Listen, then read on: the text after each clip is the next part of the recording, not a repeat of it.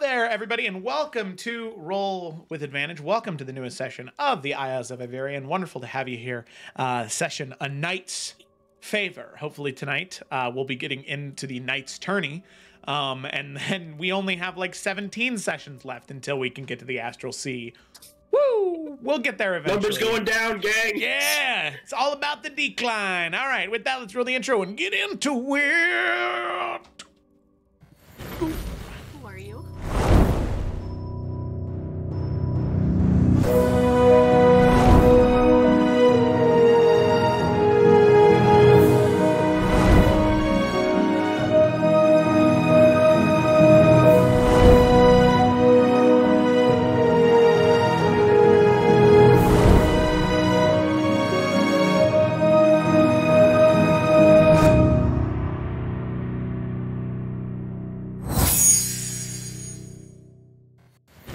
Or whatever. All right, we're back.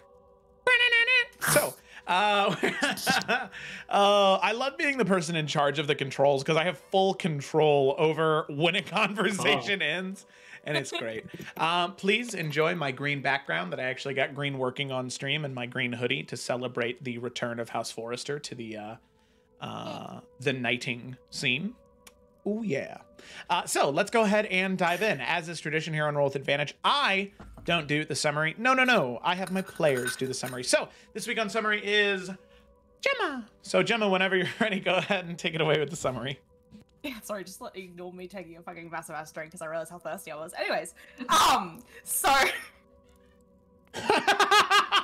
I'm sorry. Asshole. I just heard I didn't laugh until I heard Kayla go in the other room.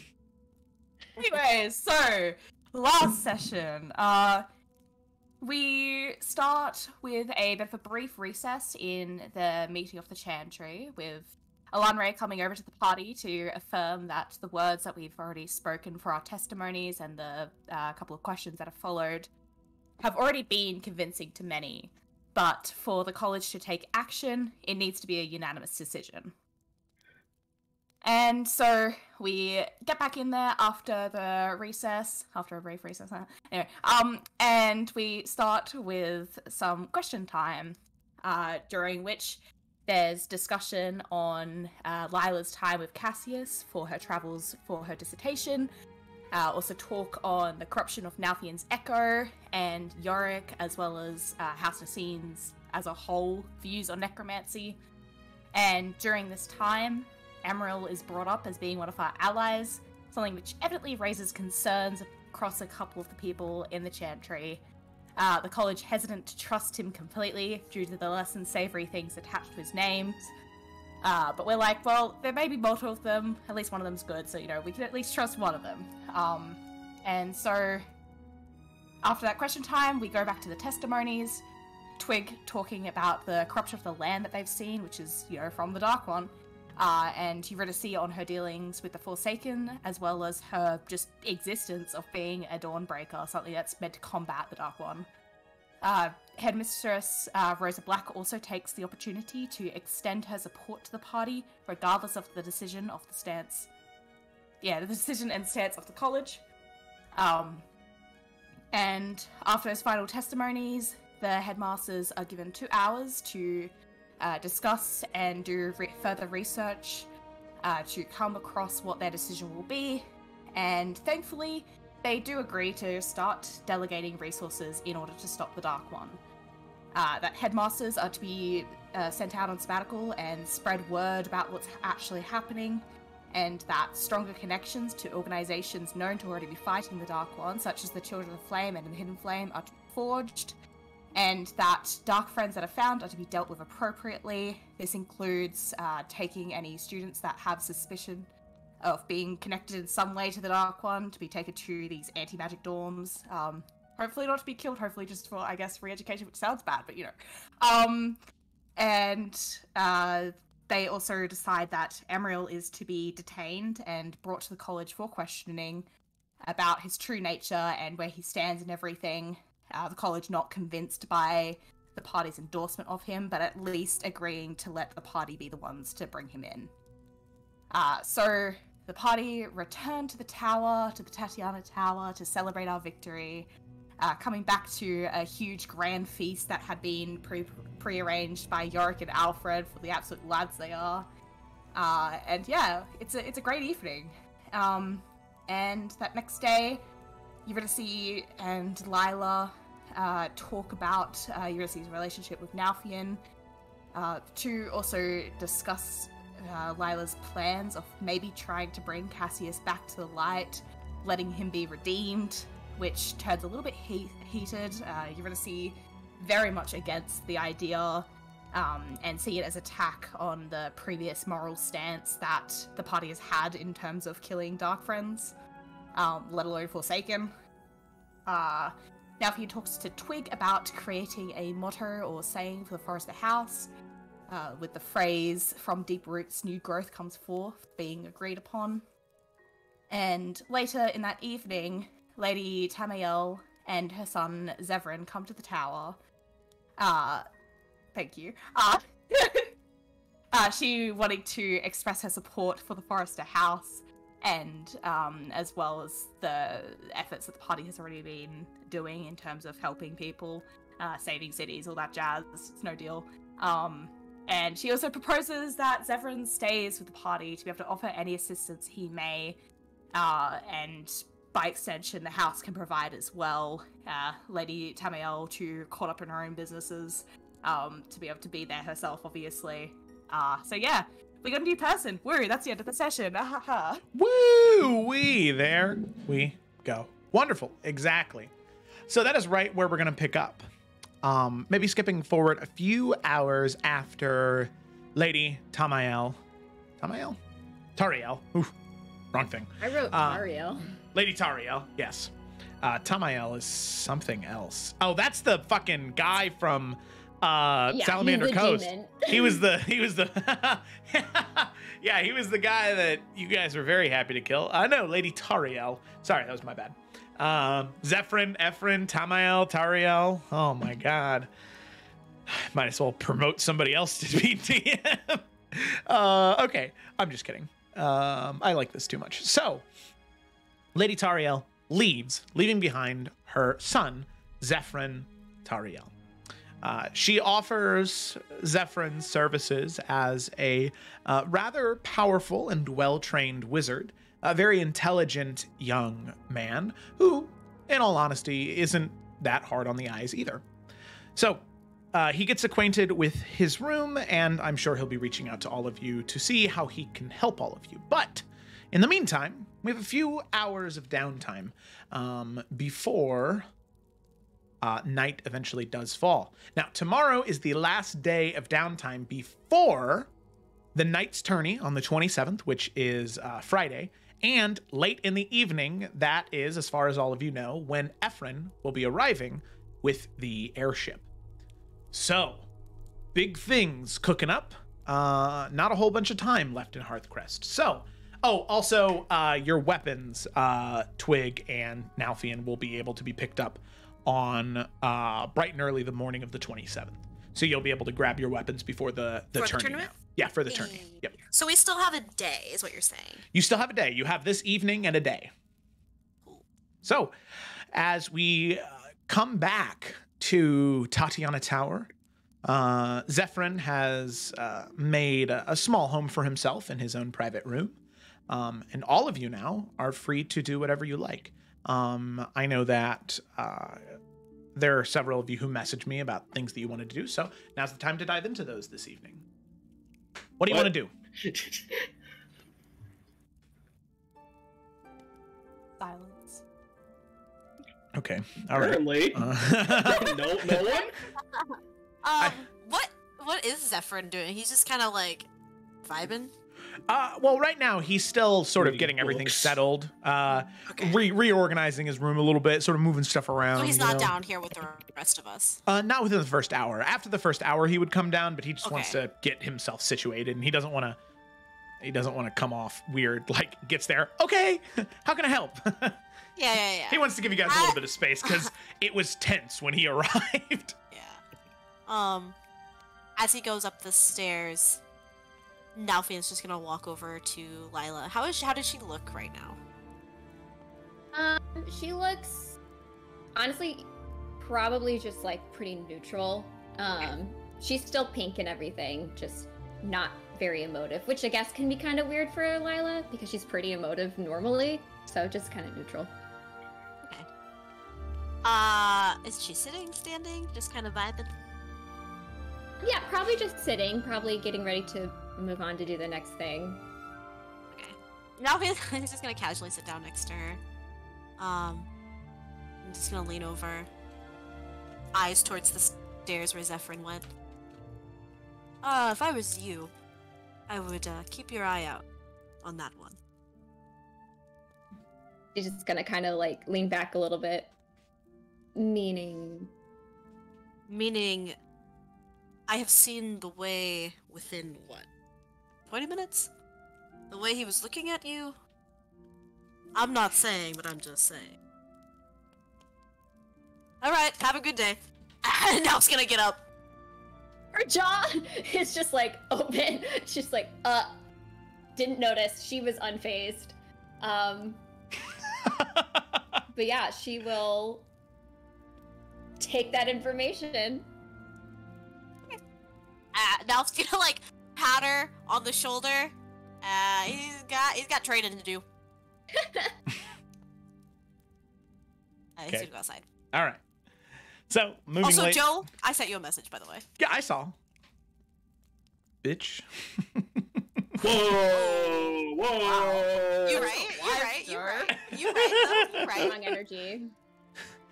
Okay, so Kayla can call me a bitch all she wants, Yeah, man. but I do it and it's justified, and I'm the bad guy. Yes. Next I kill a question. kid and I'm the bad guy. Okay. Kid kills me. Okay, all right. And I'm. Anyway, if they've got time to, he's gonna go off on a rumor raid. She is not gonna be solving this tension between Lila and Eurydice anytime soon, so you know. Hide in the books. Make a fortress out of them. Put more Yeah. paper on yourself. Oh my god. Okay. Paper shall protect me. But yes. Barkskin, you know. Okay. Alrighty. Now Fiend goes out to train. Yorick, Lila, Eurydice, anything?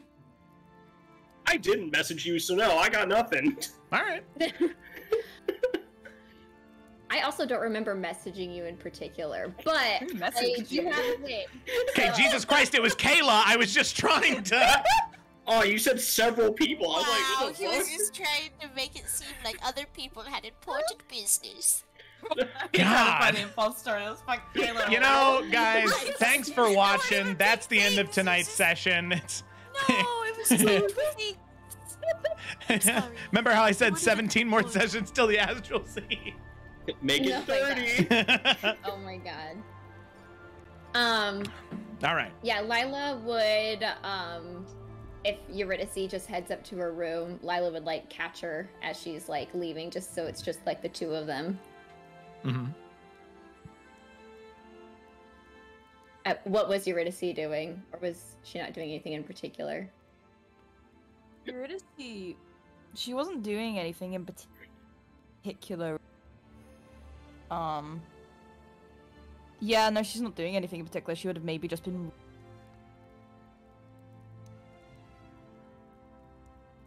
Okay. Did she cut out for anyone else? Yes. Yeah. Okay. I didn't get any of that. I got, like, pieces of it. Are you still there, River? Oh. You're, like, cutting Yeah. out.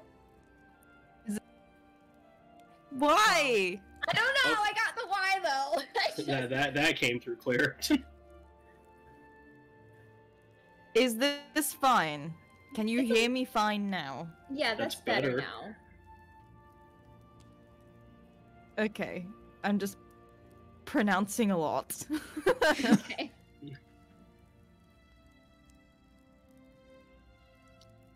So what was Eurydice doing? Yeah, she was just reading. Sorry, she would have just been reading. That would have been like it. She wouldn't really be doing anything else. Lila would probably just, like, real quick ask Yorick if she and Eurydice can just be alone for a second. Oh. York like leans his head back. I'm never gonna finish this book, and he shuts like the 4,000 page book he's working on and heads upstairs. There are plenty of other places to read. I like that spot! As he teleports. Alright! And then Lila will, like, sit next to Eurydice and be like, is it okay if I talk to you for a little bit?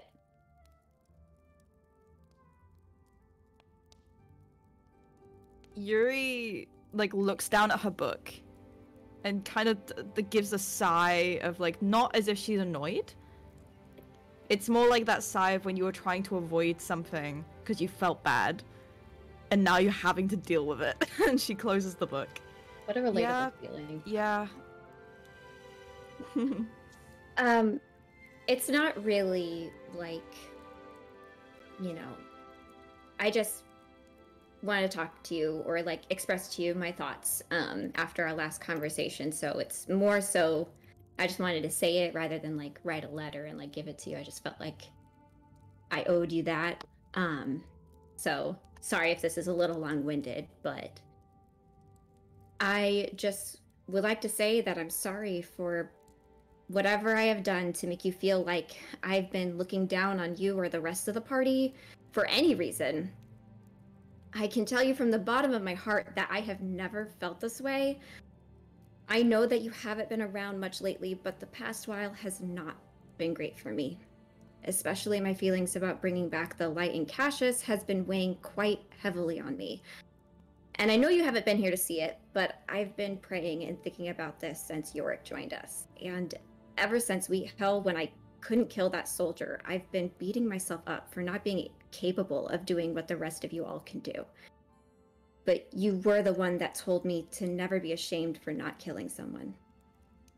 I've been so torn up about this that I even confided in Alfian that I was considering not continuing with you all because I'm just not able to do what you all can. And I'm not going to leave because I feel like I'm finally getting some direction in my life. And even more important, I couldn't leave you all knowing that I could heal or revive one of you for when that time may need to come. Eurydice, I will never not be your ally. I will always lay down my life to protect you, Twig, Yorick, Blossom, and Alfian. However, I think I need to take a step back from you for a little bit. I really saw you as my best friend, and for me, that kind of friendship I thought we had or were growing into at least seems like I was the only one who truly saw it that way. Because when I first met you, you were still in a pact with Day, and I didn't know you very long, but the person I'd gotten to know was good, and though I was scared, I knew you were more scared than I was, and I did my best to support you through that period of your life, and I'm sorry if maybe how I was there for you wasn't what you needed at that time. But during our time in Hearthcrest, I often wished you were here. I don't blame you at all for not being able to, but when the moment came for me to finally lean on my best friend about something that had been eating me up for so long, you assumed all the worst in me and didn't consider how this maybe has been affecting me. And for me, I'm gonna need some space, I think. I don't blame you for your feelings on the whole situation with Cassius. I didn't expect you to understand completely or even think that what we were doing was right or what I was considering was right. That's fine. But I'm a little hurt at how you saw me, not how you saw the situation. If that makes any sense.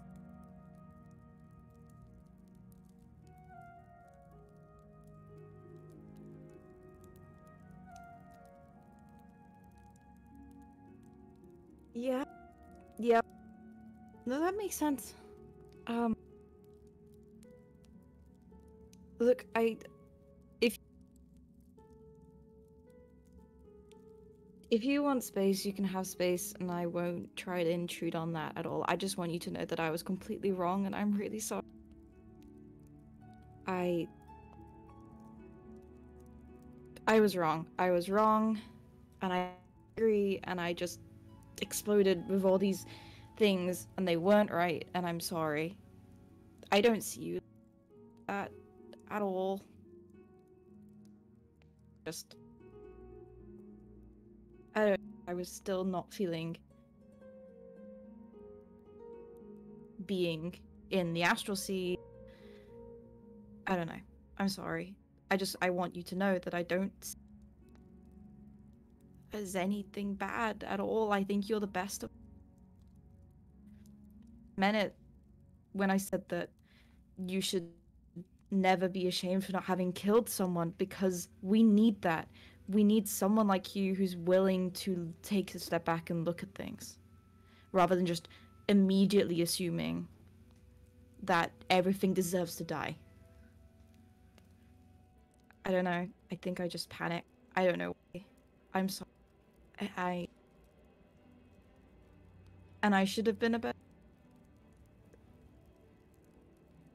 I'm sorry. You are my best friend. I don't...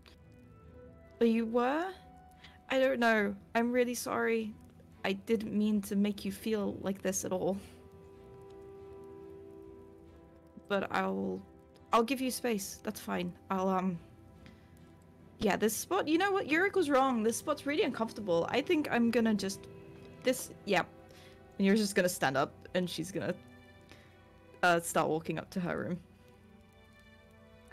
Before you can get away, she'll like take your hand and stand up with you and say, I really appreciate that. And I do mean the sorry that I said. I also never wanted to make you or anyone feel any particular way. And I know that maybe I do that to people and it's not intentional and I'm very sorry, but also I want to know everyone's thoughts about everything, like regarding this. I think it's important. So, but I do appreciate what you said. Really. Thank you. But then she'll let Yuri turns around and she's gonna hug Lila. Oh, Lila will hug her She's back. not speaking. And she kind of just... I never had friends before meeting these people. I might still be really bad at it. That's okay. But... I'm bad at it too, clearly. So... Like, you have so many... You had so many friends. You're so popular. I know a lot of people. Knowing a lot of people, having a lot of friends, not really the same. And having a lot of friends doesn't mean you have a lot of close friends. That's a good point. Okay. I won't blow up like I did with before. I was just... I don't know what's wrong with me. Look. With Cassius, just tell me why you think you can maybe bring back the light. What did you see? What did you feel? I almost... Well, first she'll like pull out the locket before she opens it, though. She'll say, as a teacher, he just expected a lot. But I was very used to that. My family expected a lot. But also, I felt as though he was proud of me a little bit in one particular moment, which, I don't know, it just proud, happy, something, I don't know, I felt like we connected. And that's a very human, a very, I don't know, human, I guess. The humanity in him, it's what I felt. And then in his office, and she'll open up the locket, or actually she'll just toss it to Yuri. I found that. And okay. It seems a bit sentimental to hold on to if you're a complete monster.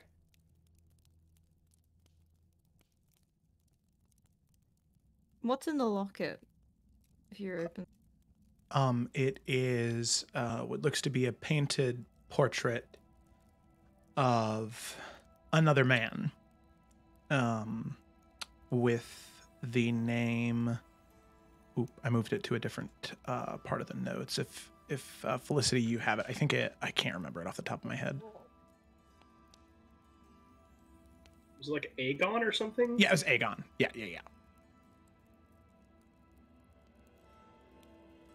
You're not probably book 6, chapter 1. Several Xthralian. Oh, yep, Aegon. Yep. God, I'm smart. Yes, you are, Ryan. You're the best of us. Somebody could be a little impressed for me. I was. That was fucking great. Ugh. What do you mean? I said. Thank you, Kayla. Yeah, man. What am I? Do I not exist? Jesus. Delayed reaction, Joe. Good job, Ryan. Anyway, Aegon and the Portrait of a Man. Okay. Okay. You might be right then. I mean, I think you might be right. And I don't know. I want to argue in some ways, but I'm a naturally very suspicious person of other people. I think that's For a very reasons. good thing. I value that in you. I really do. But that doesn't help us if I don't listen to you. Like, it wouldn't help that I'm suspicious if you didn't listen to me. But I think with this is something where maybe you do need to trust your gut. And if your heart is telling you that maybe something can be done, I will try to make sure nobody gets hurt, or nothing bad could possibly happen. I'll try to give you a moment or something where you can try this and see if it'll do some good. Yeah, thank you. And also, that's if we all decide that that's still the right thing to do. Need to know what Twig's thinking as well, and just have it be, and Blossom, like, really, this does need to definitely be, we all need to be on board with this. And I really appreciate everyone being willing to even think about it, because it's a lot to ask to even consider this, let alone attempt it. I realize I'm asking a lot, and I'm sorry.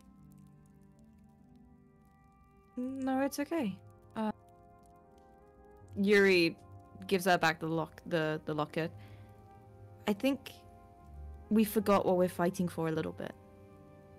We're not fighting to kill darkness, we're fighting for the light. We should be looking towards the light rather than just trying to cut things down.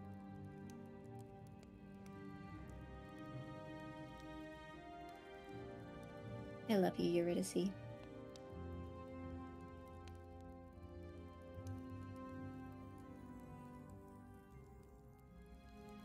Thanks. Did you just give me a thanks? Lila I says didn't- that. Lila says that. I mean, that's fine. That's fine. Thanks is good too. It's not happened to me yet, but I guess there's a first time for everything, so. No, I love you too. I'm sorry. No. Yuri hugs her again. I'm really bad at this. I'm sorry. She's laughing. She's laughing.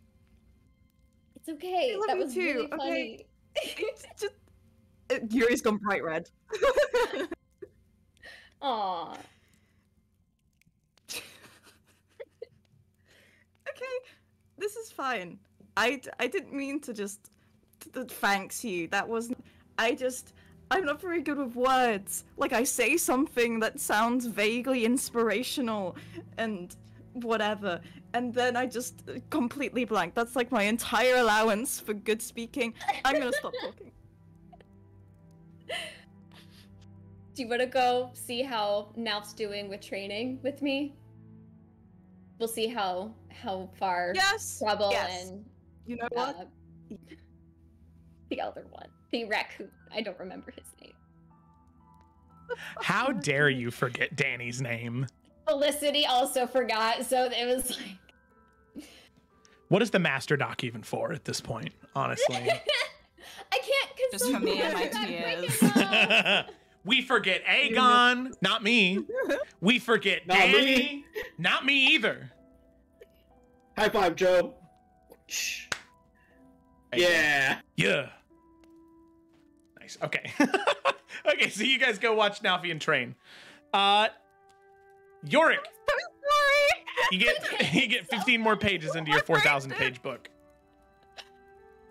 Woo! What's your book about, Yorick? I'm just curious. It's the fantasy equivalent of Crime and Punishment. Oh my god. Oh my God, Okay, you can read that on your own. He is. He was trying and he got told to leave. George's like, there are other rooms, why do I gotta go? Okay, so Yorick is reading Crime and Punishment while Lila, what is Twig reading, actually? I'm curious now. Book check. Twig V. Book check. Twig V reading the Nulliver book. Oh, okay. That's fine, that's fine. Good. Okay. Yeah, Twig's pure. I'm sorry. That's all right. I hear the sequel's better. Damn. Oh my God. Damn. I guess the sequel is Nalfian, so it is. Oh. Dad Part 2. I think it was alright. Yeah. I'm excited for Nalfian to write his memoir. God. Okay, so we head out into the small courtyard that is there in front of the Tatiana Tower. Eurydice and Lila, you walk out of the tower, and Nalfian, what do they see as you're in the midst of training? You have Danny, you have Tiberius or Trouble, and you have Alfred out there. What is it? Paint a picture. What's it look like? Okay, so I think at this point, Nalfian kind of like, it looks like whatever they just got done doing like their pre-workout before the training starts. So like, yeah, Danny and Trouble are probably, that heaving. I assume they just got done doing their sprints. So like Nalfian, he's not even broken really a sweat. He does have his shirt off because of course he does. And he's not broken a sweat, he's just smiling. Yeah, shut the fuck up, he does. And he's just kind of like looking at them, and he's kind of like adjusting the way that they're standing so they can get more air flow, you know? Put their hands on the top of their heads for them. There you go. And I think Alfred is like getting Marshall kind of geared up so they can start the actual jousting practice. I don't know, Nalfian. I'm real lightheaded. I've been breathing really hard for the past 30 seconds. I think I might have to sit down. Oh, boy. Nope, you can't sit. You gotta breathe. Stand up. Stand up. Okay. Alright. Listen. How's Tiberius looking? Tiberius is fine. He's a little out of breath, but Okay. he's a fairly dexterous tabaxi, so he's just kind of like... Danny is the one who's like... down. I need you to bring me my sword as quickly as possible. If you can't get over there in time, I'm gonna be at a significant disadvantage. Do you understand? Yeah. Alright, here's what I want you to do. The next time we do it, you have, no offense, 4 legs. Why are you running on just 2 of them? Well, you walk around on 2, and now the way that my body is now, 2 feels right, but I can use Don't 4. do that. I can do Don't 4. do that. Do 4. Okay. Alright, there and back, go. Oh my god, Joe, please don't die. Did I get it? My hat No, fell just off get- a little bit. Am I supposed to keep the helmet on and falls off sometimes? I got this. Can you make it across the way? I did. Yeah, he did. He came back. Oh, is he faster? Yeah, he was faster that time. Alright, now Nalfian claps. All right. Alright, see? I told you. 4 legs. Use them. All right. Do I have to go put the sword back? No, I'll take the sword, Daddy. Okay, here you go. Thank you. You're welcome. Nalfian, put it aside. Yeah, Ken, I don't know if you're All watching right. my video, but I No, ran. I was watching you die. All No, right. it's fine. I need to get wireless headphones. Yeah, because I was like, oh my god. Nalfian just kind of like casually rests his hands on his hips and he just kind of looks at them. Alright. Let's let's be serious for a second, all right? Before we start today, a couple things. Number one thing is, no matter how hard we push our bodies, if we are not here, it kind of points to his temple, we're not going to win this thing. So what I need you all to do today and tomorrow as we push through, I need you to be here. I need you to focus. I mean, look at us, right? Drow, Tabaxi, and whatever you are, Danny. 4-foot talking raccoon. This is House Forrester. People are going to be judging us before the competition even begins. Do you understand that? The moment we walk in, everyone has made a judgment. We have to prove all of them wrong. We have to go in showing them that we have redefined what it means to be a knight. We have to inspire them, and we have to etch our names into those history books. And we can't let them get into our head. Do not let their words cut you, because that is the first thing that they will try to do. When we walk past all of those other knights, that is the first thing that they will do. Sure, they are supposed to be upholding specific standards, codes of conduct, but I know what it's like to be out on the field and no one ever plays by the rules. Do not let their words cut you. Instead, let them fall on their own swords when we prove that we are not only the strongest, most clever, but we are the most dedicated and committed knights. I'm going to ask you all a question. Here's your phrase for the day. From deep roots, new growth comes. Danny, what does that mean to you?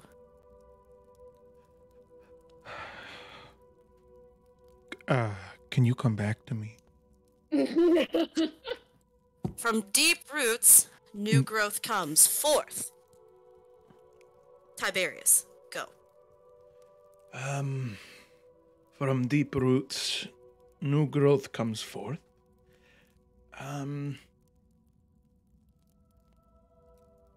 That even sometimes, you can't see something growing beneath the ground. It doesn't mean that it's not growing. Even if something is buried beneath the earth, it can still thrive. And it can still emerge. Great. It's good. Danny. One second.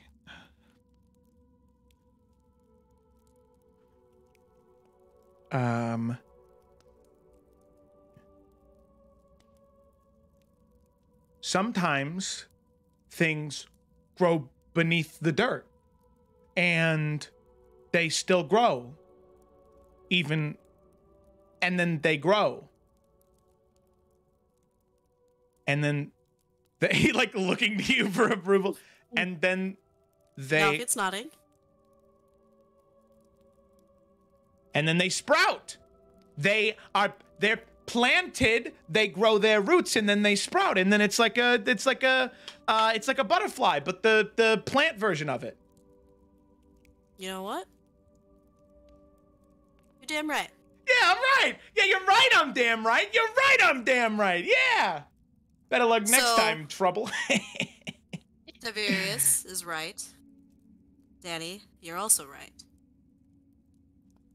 It also means that no matter what we've been through, the strength of our roots, even yours, yes, yours, Danny, our roots are strong. What the hell is You that can cut supposed to mean? down. You can cut down a tree time and time again, but you can never truly remove all of those roots, right? A new tree will always grow back. We are that new growth. From deep roots, new growth comes forth. These are Our Lady's words. These are House Forrester. These are their words. You're going to say them day and night and remind everyone who crosses our path what those words are. Is that understood?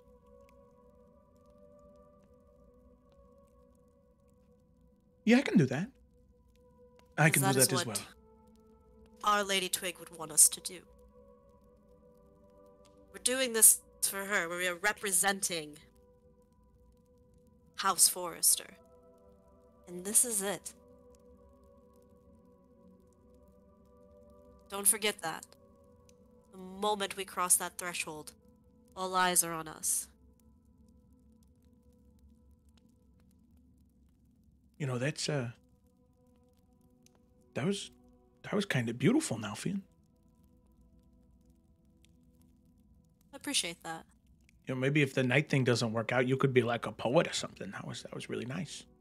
I mean, I'm working on it, but Oh, I also appreciate that. Oh, poetry. All right, let's get to work. Well, no, it's good, right? Knights need to be artful. They need That's to paint and write poetry. That's very nice, Nalfian. I never took you as an artsy type. You know, Danny, I think there's a lot that you don't know about me. Full of surprises. Well, Nalfian, I'd love to learn. I can't tell if you're being serious. Alright, just- Ken, now he's gonna chuck his sword at him. Ah! He just gets hit and falls onto the ground. Let's practice, please. Now I'm gonna get on top of Marshall. Okay. All right. As you walk over, Alfred says, "Here you go, Sir Forrester. Sir Nalfian. Thank you. Of course." And now we'll just whatever this training consists of. Yes. Yeah, same thing that you've done before, where you're trying to sort of like the idea of like getting it in the pocket where there are like the metal hoops that are hanging down from wooden supports to try and make sure that you're targeting exactly where you need to target. Now, I will say that it is not the easiest thing in the world for an Alfian to do, just because lances and just the normal weapon of the joust is harder for him to use because it's a very heavy thing. You found a way to do it where you're at no disadvantage. And luckily, you being a fighter, you've been trained in all kinds of weapons. So you do still have proficiency in it. But you will only ever have a +5 to any of your attack rolls with the lance. You've gotten better at it, but mainly what your biggest strength is. Yeah, your biggest strength is either in the melee or very rarely are you ever going to get knocked off your horse. Yeah. I will say, if there's any way during this time, Nalfian knows his strengths. If he could just practice quick maneuvering off his horse. So I foresee there being times where he literally would kind of like almost purposefully like push his shield forward so the shield can get hit, but he can dive beneath it and roll off the horse. Not getting knocked off, but preemptively rolling off of the horse. That's what I think he'd work on during this time. Okay. Kind of like tossing the shield forward right as the lance is coming, so then he can dip below it. Okay. I don't know if that makes sense. I've never jousted, but in my brain, that's what's happening. Yeah, we're playing a fantasy game with dice. Yeah, we can. why not? We don't have to worry too much about the rules of a real joust. I sure didn't. So cool. Yeah, that sounds dope. I love it. Cool. Alrighty. But yeah, that's what he's doing. So, anything else in this evening that anyone would like to accomplish before heading off to sleep? Because if not, Zevran will sort of make his spiel when you guys are having dinner that night.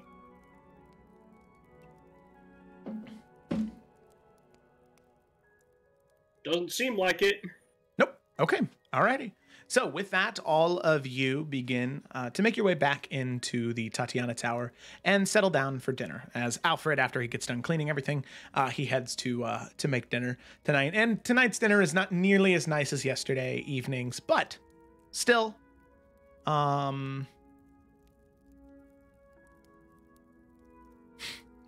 okay.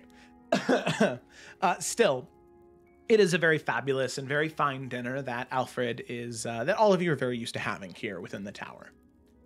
So, as all of you sit down for dinner, you can see that Zephyrin, Tariel has sat down to join you. Oh, sorry, it's Zevrin, not Zephyrin. Zevrin with a V, not an F.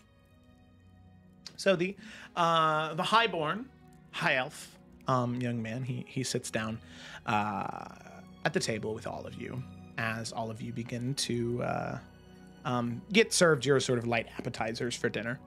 And as all of you sit, Zevrin would address all of you and say, for one, before we get too far ahead of ourselves, I just wanted to thank all of you again for having the kindness in your hearts to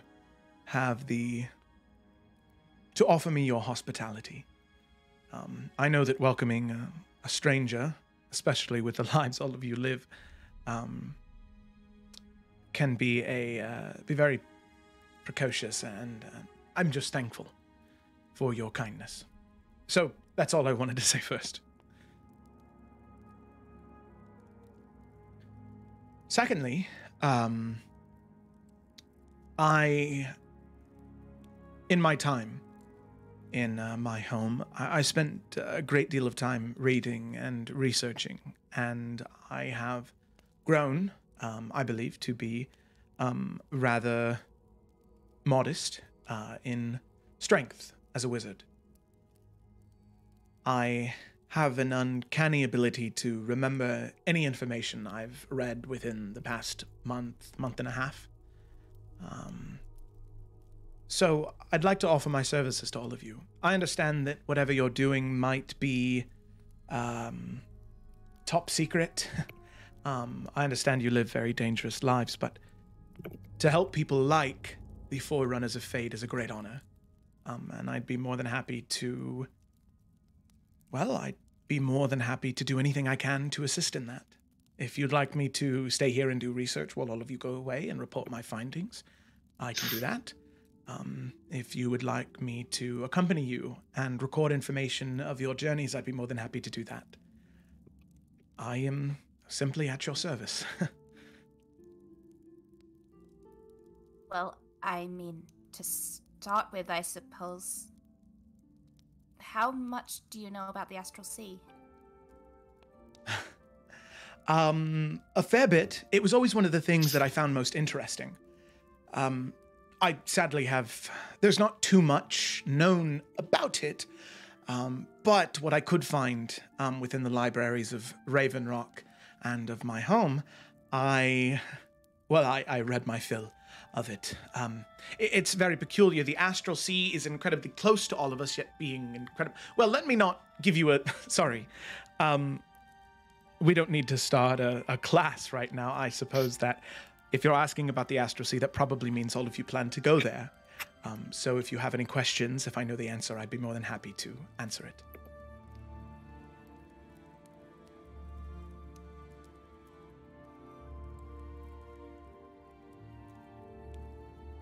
Well, I mean, it's true. We are going there. We need to be able to find someone. Although we don't exactly know where he is exactly. So I suppose anything about navigating, being able to find different... I suppose it's like a pocket plane, right, that he's on, right? Mm-hmm. Being able to find different pocket planes within the Astral Sea. Although, one that apparently doesn't have magic. Or is cut off from it. That's very interesting. Getting in and getting out of that. And Yes. maybe if we could... What magic users can do in that kind of space, if anything at all.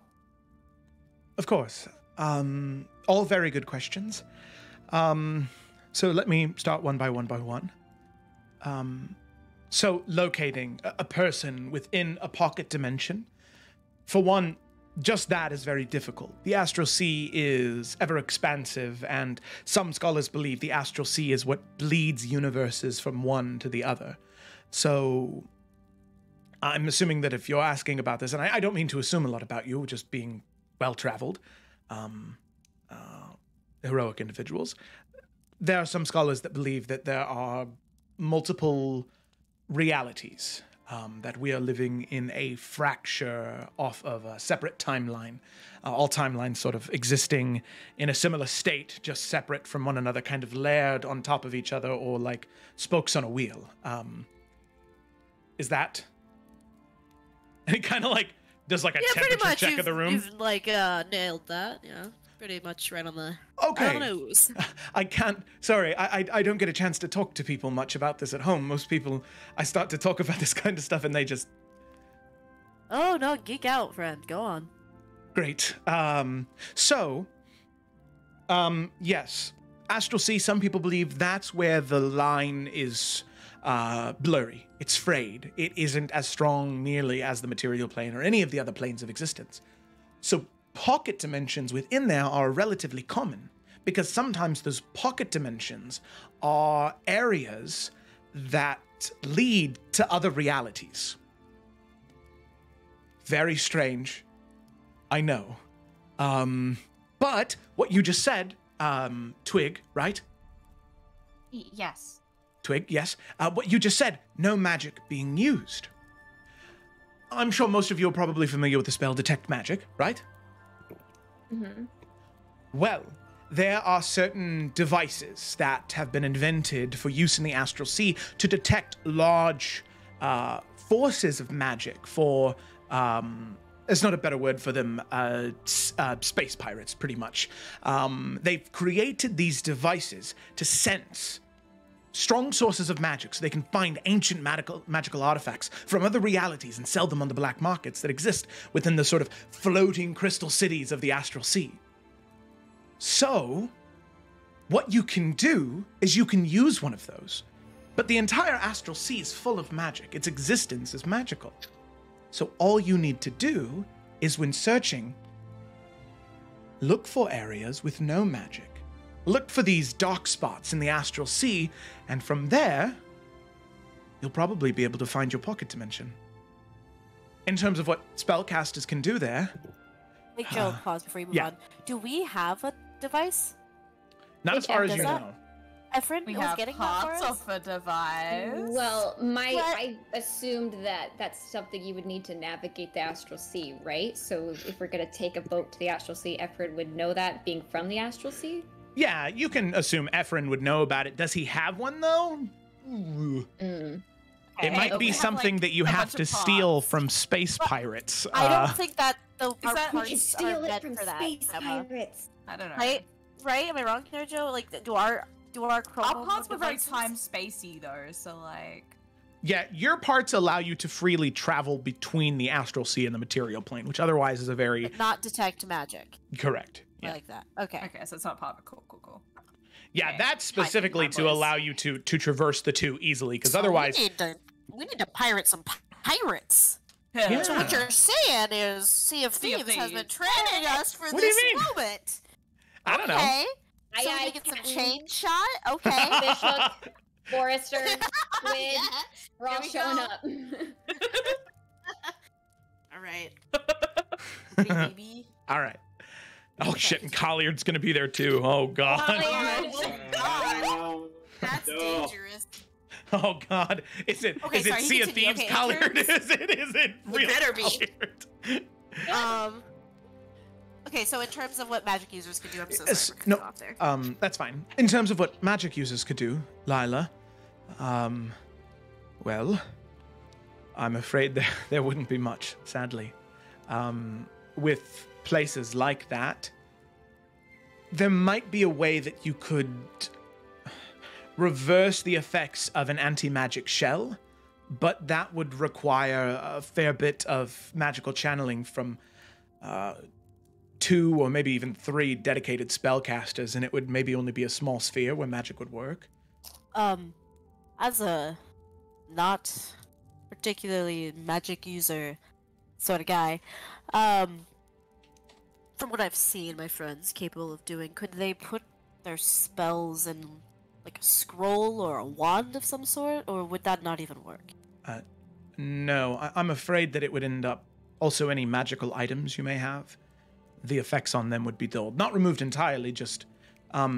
there's a creature called a Beholder that has this, an eye cone, that it pretty much turns off all magic within the cone.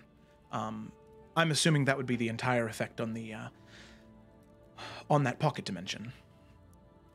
But then we'd have to ask if it's worth it to reverse that, if it's worth it to give back the power to Emerald and Mezenkelnos, because that means if we have magic, they have magic. Well, if we could get him out, leave the other one there, kill him while he's in there, close it up, leave him to die. Burn him with balefire. Just kidding. Let's do that. But if we can get Emerald out... Well, balefires. That's right. Yeah. That's right. They'll have But... to come out if...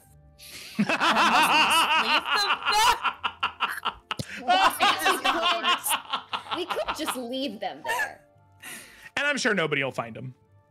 Right. Yeah, it's like we already know that the cult's like Well- already making moves to get them. Just ignore them. What if we put They a don't big exist old anymore. lock on that pocket dimension? Yeah. Kind of like how the teacher's pocket dimensions are locked with like a key thing. Can you destroy a pocket dimension? Nothing is raising his hand. You Like see he's an- Zevran's or some shit. eyebrows go wide with like, what? And then his one of the eyebrows shrinks, and it kind of does that rock thing where they're at two different levels, and he's like, maybe. Oh, I mean, which Seriously. one? Destroying or locking? I don't think locking would work, sadly. Damn. It could, but you would need Destroying. an incredibly large slab of magic-enhanced stone that operates in 4 dimensions as opposed to 3. Okay. Yeah. okay, hear me out. But I can do destroying one... Now he's gonna like call Echo now. So sometimes when I do this, Oh, that's right, the Echo. Oh, it's very nice to meet you. Old man, Nalfian. Read about you. alright, keep it in. So if I pull a little too, if I pull a little too hard, something not good happens, right? The threads of reality begin to quite literally tear me apart. Right? And if that was to happen, my friend and I both here, looks to himself, we would cease to exist. How does this information help us? I don't know. Maybe if we just take one pocket dimension and try to open it inside another pocket dimension. Oh, I've got it. Okay. So, there are these spells, there's magical items. They are what is it? It's why can't I think of it? So there's a magical item called he's like standing, by the way. So there's a magical item, it's called a bag of holding. And a bag of holding obviously is its own pocket dimension, but it's privatized, right? It is only created for the contents of the bag. But there are things you can do with a bag of holding, right? So it's one extra dimensional space. If you take one extra dimensional space and put it into another extra dimensional space, it destroys both items and opens up a rift to the astral sea. But if you're already in the astral sea, you create a rift to the astral sea. Theoretically, it should collapse in on itself and destroy both places. Like, And then we ride the shockwave out? Or get swallowed by it and destroyed forever. Kind of exciting. I feel like he needs to come with us. He's too excited about all of this. Is there any way we could know for sure, I guess, what would actually happen? I feel like that's a bad thing to just risk.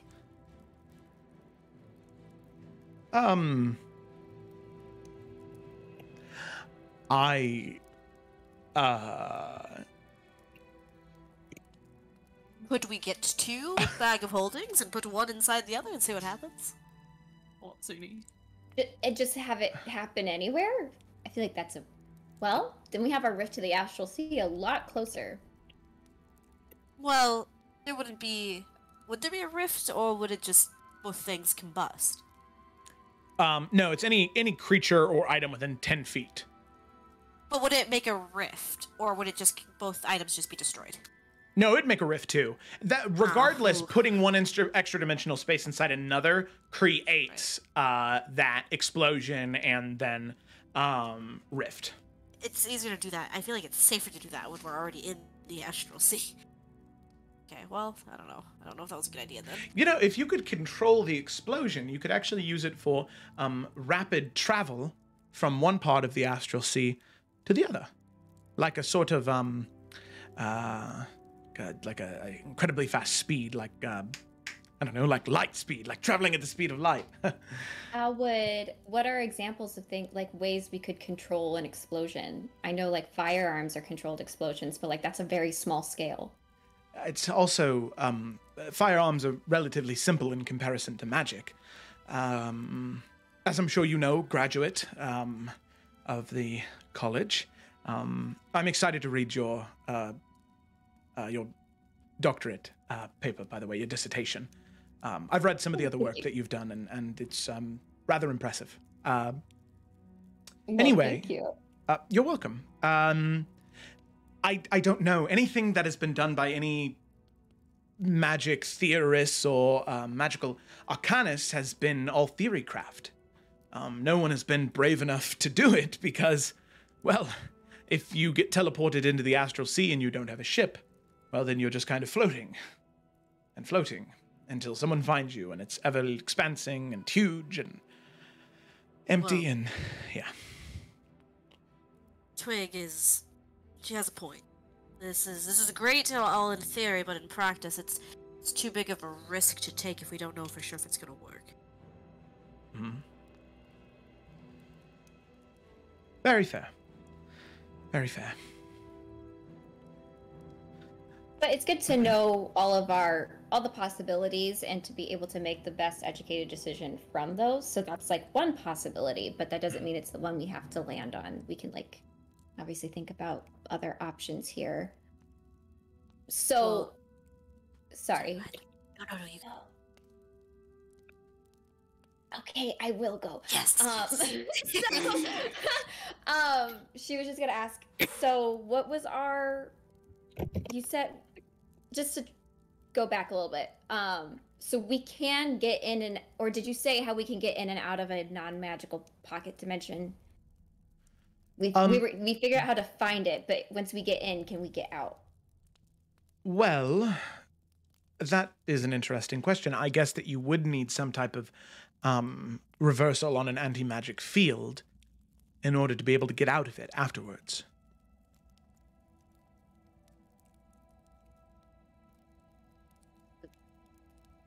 So, sorry, I want to look at my...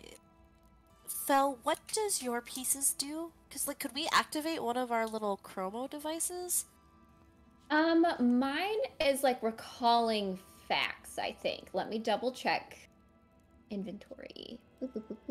But yeah, maybe if we find all the pieces and put it together, it can do something very helpful here, too. Rotor of return. Borrowed object, so mundane little object. Basically, I can like make that appear, and then after 10 minutes of return and recall code. Bonus action teleport. Oh, wait, as an action, you can set your current location as a point of return. Oh, this is cool. Me needing to read the whole fucking thing. Anytime thereafter, you can use a bonus action teleport to the rotor's point, as long as you're within 500 feet, which I don't think counts when you're across dimensions. Well, right? Because how would you measure space when you're in a different, from a, you know, yeah. And then there's the other part. I mean, there's still the thing that, like, once all the parts have been, like, collected and put together, the thing itself becomes more powerful, right? So it's got its other little bits and bobs. So like, if that's already something you can do, just being a piece, then maybe once we do have everything, they'll be like, you know. But that's still magic that we would have to use in the pocket dimension. You're right. Because Lila also has teleportation circle with her Pathfinder stuff, or Pathfinder stuff. It's just once we get in, everything is like null and void. Yeah, so we probably do have to figure out, like, if we don't want to fight them with no magic on, we still will need to figure out how to turn off the magic, or turn the magic back on in order to get out, I think. Unless the anchor point that's on, like not in the pocket dimension can be triggered by someone on the outside, and it will, like, suck everyone else out. That could be true, because we've scryed, or not scryed. Scryed? No. Yes. We scryed on Emerald from SC, but I don't know if... No, I think we did tell... It was a sending thing and, like, all that, but, like, you know... Was it sending? Okay. So, because we already know then, that, you know, we can put in energy here to, like, connect there that is magic, and, you know, be the start of the anchor point, and, you know, people in the pocket dimension can reach through, because that, I feel like, was basically what happened with Emerald there. So I think it would be possible. So yeah, we would need somebody on the outside to basically get us in and out. Yeah. Okay. Ephron? Yeah. Maybe when Ephron gets here, these two, I mean, Ephron and Zevi, I mean, Zevi baby! Zevi baby! Maybe they could, like, together, I mean, I don't know, the fucking bag of holding idea I think was kind of neat. So like maybe if they like put their brains together, I mean maybe Ephron has something that could help with that, you know? Yeah. Or maybe he remembers a time when he was in the astral sea and he had to help people get out, or maybe he needed to get out of one of those pocket dimensions or something like that. Maybe. Yeah. So wait, you keep mentioning this Ephron person. Yes, so he is someone from a different timeline from the Astral Sea who's here now to help us, if that makes sense. Or will be. He hasn't come yet. Here in this timeline now is coming here physically. And he has a ship. Mm-hmm. I know this sounds very strange, but could you describe what he looks like? Describes what he looks like. Alien fucker. Whoa. He looks like Gideon from Tales of Everett. Have you seen it? Oh, no, it's pretty lame. Well, would Lila know he's a Gith, or would she not have known that, like with her studies of the Astral Sea? No, and Ephron is not a Gith. Oh, well, Felicity's done. No. I was like, I thought he was a Simic. No, technically he's a Mass Effect Turian. Well, if Lila would know what he was, she would say, oh, and he's a blank. Yeah, this is Ephron. The creator is, well, he's not even a Simic hybrid, but we'll not get into that. So, you describe Ephron. You describe the sort of like tendrils coming off of the face, that sort of like scaly back of the head, and the folds of like almost like malleable bone that create the face structure. You've met an Arkan. What? An Arkan. Sorry, spent a lot of time reading about the Astral Sea. So obviously material plane, we have humans, we have elves, we have dwarves, right? Arkans are a species specific to the Astral Sea, as most species that exist here on the material plane, in the elemental planes, and the Shadowfell, and in the Celestia and the Abyssin, they don't exist there. They are creatures and people that are unique entirely to the Astral Sea. There are creatures called Gith, which are like, no better way to put it, but they're like hippopotamus people. It's a strange one, I know. The Gith are that way, not to be confused with the Gith. The Gith, TH, I understand it's all very confusing, but Arkan are a very interesting individuals because they're an ancient society of the Astral Sea. They're older than most histories of culture that we have here on the material plane. It's very cool. You've met one. Well, you'll meet him too within like a few days. Tomorrow? I think it's tomorrow. Tomorrow? A few days tomorrow? It's tomorrow's our last free day, then it's the tournament. Yeah, but he... Wait, is he coming night after the tournament or like the evening before the tourney? No, the evening of the tourney. The tourney only takes a day. Yeah. Right, so 2 days. Oh, wait. Yeah. Tomorrow, free day. Okay. Day after tourney. Yeah. That evening. Yeah. Efren. Yeah. Good. I know what time it is. Well, that is that's I'm very excited. I've been standing for a while. I'm incredibly sorry. He'll kind of sit back down. So, I mean, then you would be willing to come with us into the Astral Sea then? All right. Listen, okay. Yes, let me answer your question first. My mother told me to come here and help you in whatever you needed. I'm sure that if I told her it involves me going into the Astral Sea, she would send me back home. But we don't need to tell her that, right?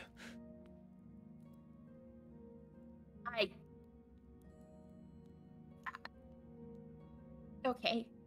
All right. Wonderful. Well, then I'm coming if you'll have me.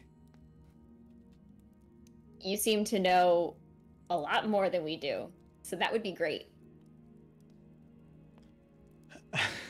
Well, we all have our specialties. I just spent a lot of time as a kid obsessed with becoming a space pirate.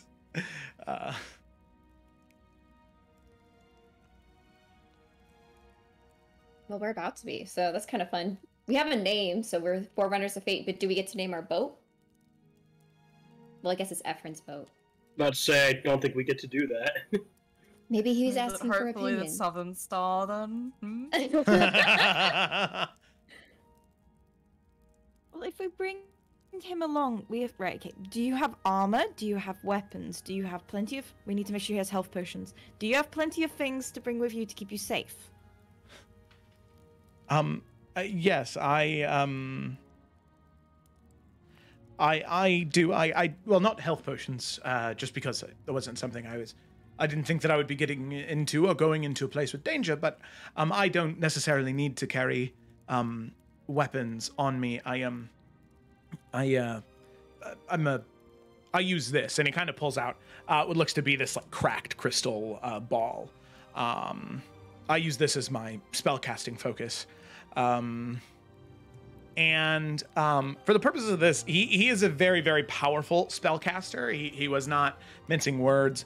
When he said that, let me double check here. Oh no, why can't I find him?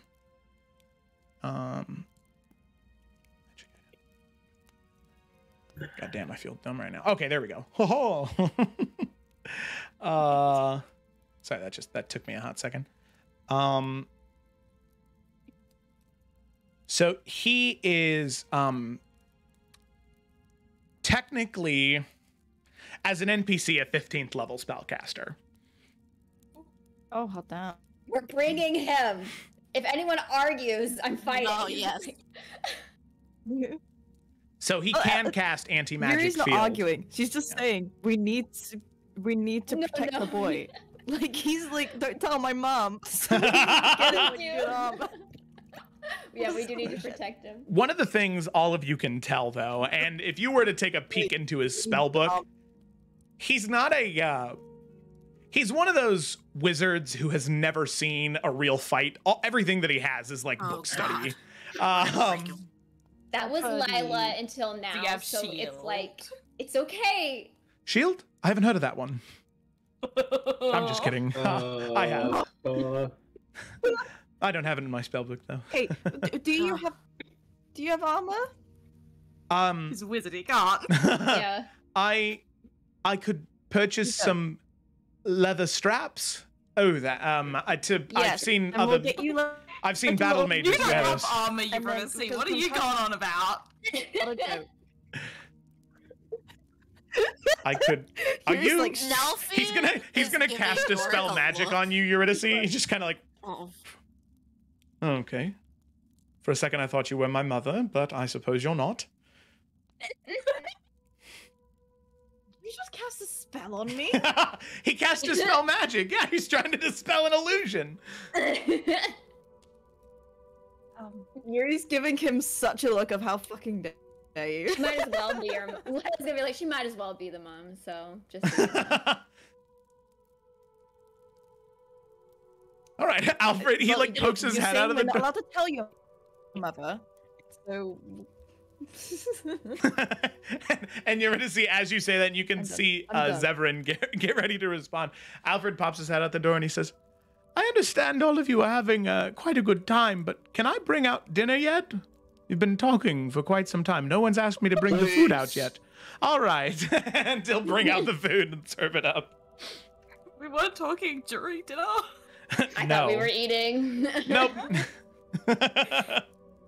I really love the idea of Zevran just like, making his points whilst he's like stabbed like a bit of potato or whatever on his fork and just like using that to like illustrate it. Well, you had like the appetizer, so he was doing that with roasted vegetables and like salad and like the tongs and the It's like a roasted carrot. yeah. So if we take one bag of holding and put it in another as he mashes two like Roma Oh my tomatoes God. together. Splats. Dinner. Splat. We're eating. We're there. Okay. All right. You eat dinner. It is a lovely dinner. It is some roasted beef, well seasoned, but along with some another very plentiful platter of roasted vegetables and a very nice like vegetable soup for you, Twig, accommodating your dietary restrictions, being respectful of that, of course. Yep. Can I do mischievous thing? Sure. What do you want to do? I'm bullying the new He people. doesn't know I have telekinesis. Why are you bullying him just after going on your rant about protecting the boy? Who are you? He shouldn't have cast a spell on her. He started this. Mad. Do it. What do you want to do, Eurydice? He started it. She's just gonna shift his plate every now and again. She's just gonna like shift his plate when he tries to like when he looks down to he's like slightly stabbing in the wrong place, or like just move his fork or his knife or just something. See him kind of blink a little harder. Just, like there's a flash in her eye, but that's it. That's all she does. See, he like picks up the wine and he looks over towards Lila, being one of the people who live here, and says, "How strong is your wine typically?" Oh my I god. mean, it's imported. I don't know how often you have wine, so if you're a little bit more susceptible, I guess it could be stronger. No, imported from where? The raw. Oh, very good taste. But no, it, Oh my god. generally dude. the same place. The southern shores. No.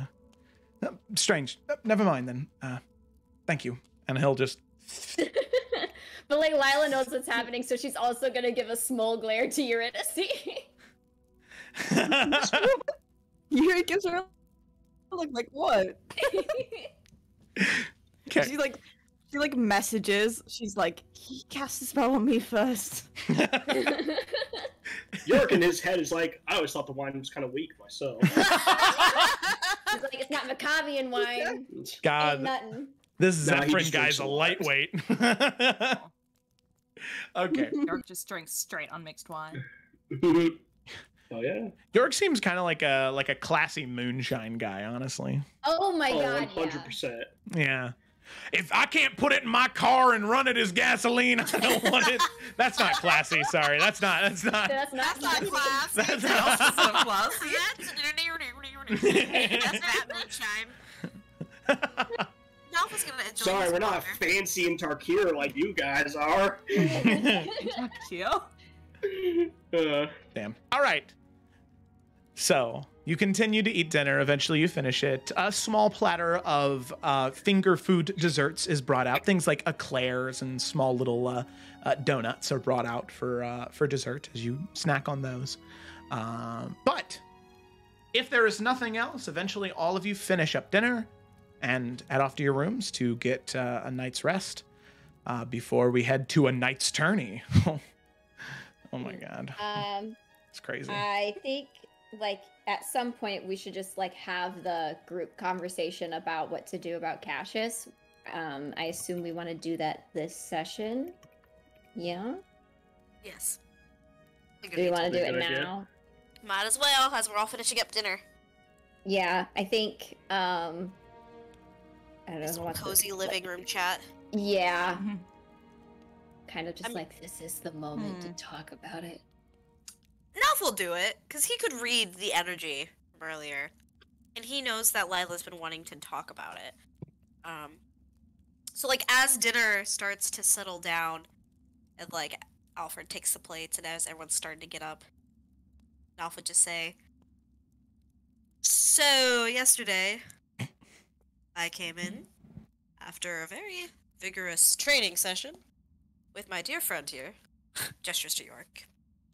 So, Yeah, man. And, there was a lot of tension, which led into a lot of discussion on Cassius Finch.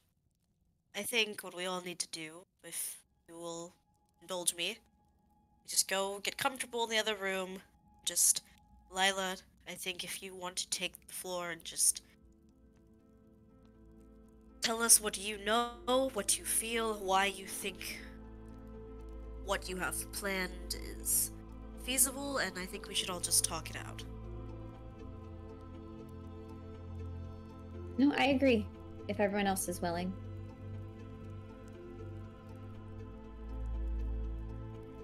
not hearing any objections. This seems like a rather private conversation. I wish you all the best of luck. And Zephyrin will excuse himself from the table and Thanks, dude. head up to his room. Yeah, he doesn't want to intrude. Blossom's staying with us though, right? Oh God, yeah, Blossom's here too. Yeah. Like, Blossom should be here. Too many people. Okay, yeah, Blossom. She's just been trying to get a read on this guy. You see her eyes were narrowed at him the whole time. Oof. All right. So she sits down with all of you, and conversation can commence.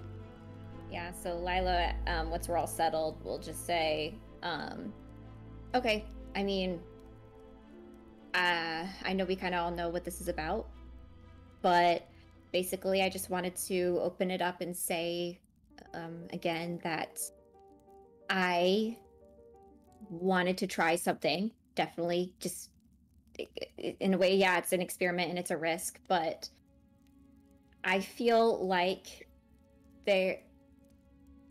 I feel something, the humanity in Cassius, or I have felt, maybe not like currently, and I have felt some kind of way about just going in with the plan to simply execute rather than try to save whatever light is left in him. Because I feel like it is there, even if it's completely consumed by darkness. Now, I know that's a lot to ask of everybody to even consider this, and so I do apologize about that. I know this is breaking away from how we're supposed to be doing our job. But regardless, I still feel these feelings, and I'm presenting them again to you all about just having the smallest opportunity to try and see if there's any way we can save that light that's trapped in all that darkness. Of the things that I've seen in him, during my time as his student, he was expected a lot, was very harsh, and I often didn't try to see good in him. I tried to make him out to be a villain. When we were forced is very strong, but I guess assigned together to go on my excavation trip for my dissertation, I most of that time was also had that same mentality, but right before everything kind of blew up, there was a moment where we kind of just saw each other. I think is the best way. Instead of seeing such contention in each other, there was the little moment where almost like he was proud of the student he taught, and I felt proud as well.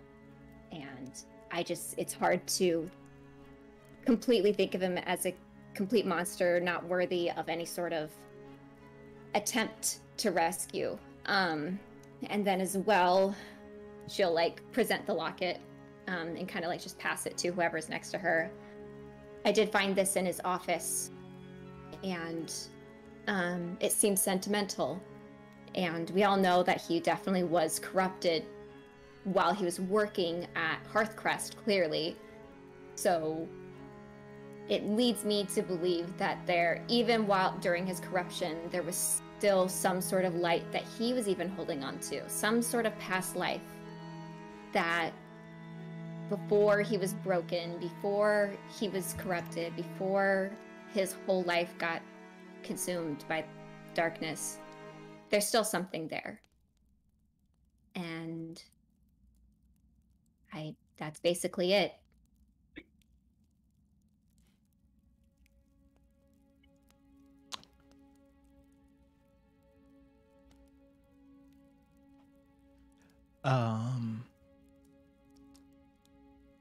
I'm gonna be really honest about what I think about this, Lila.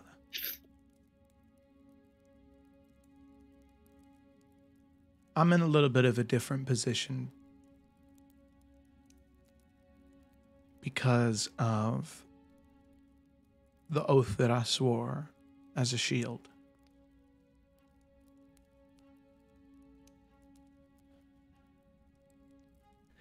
One of the tenets that we have is loyalty. And it's, I will base my decisions on what is best for Tarkir and her people, even if it means making sacrifices.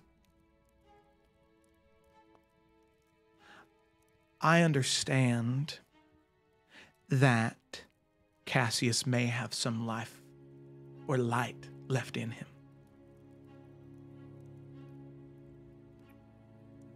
But if he fell to the shadow once, what's to stop him from doing it again?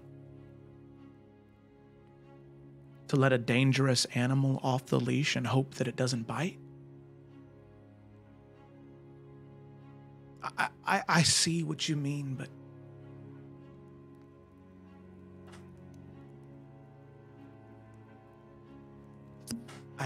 I don't know if I can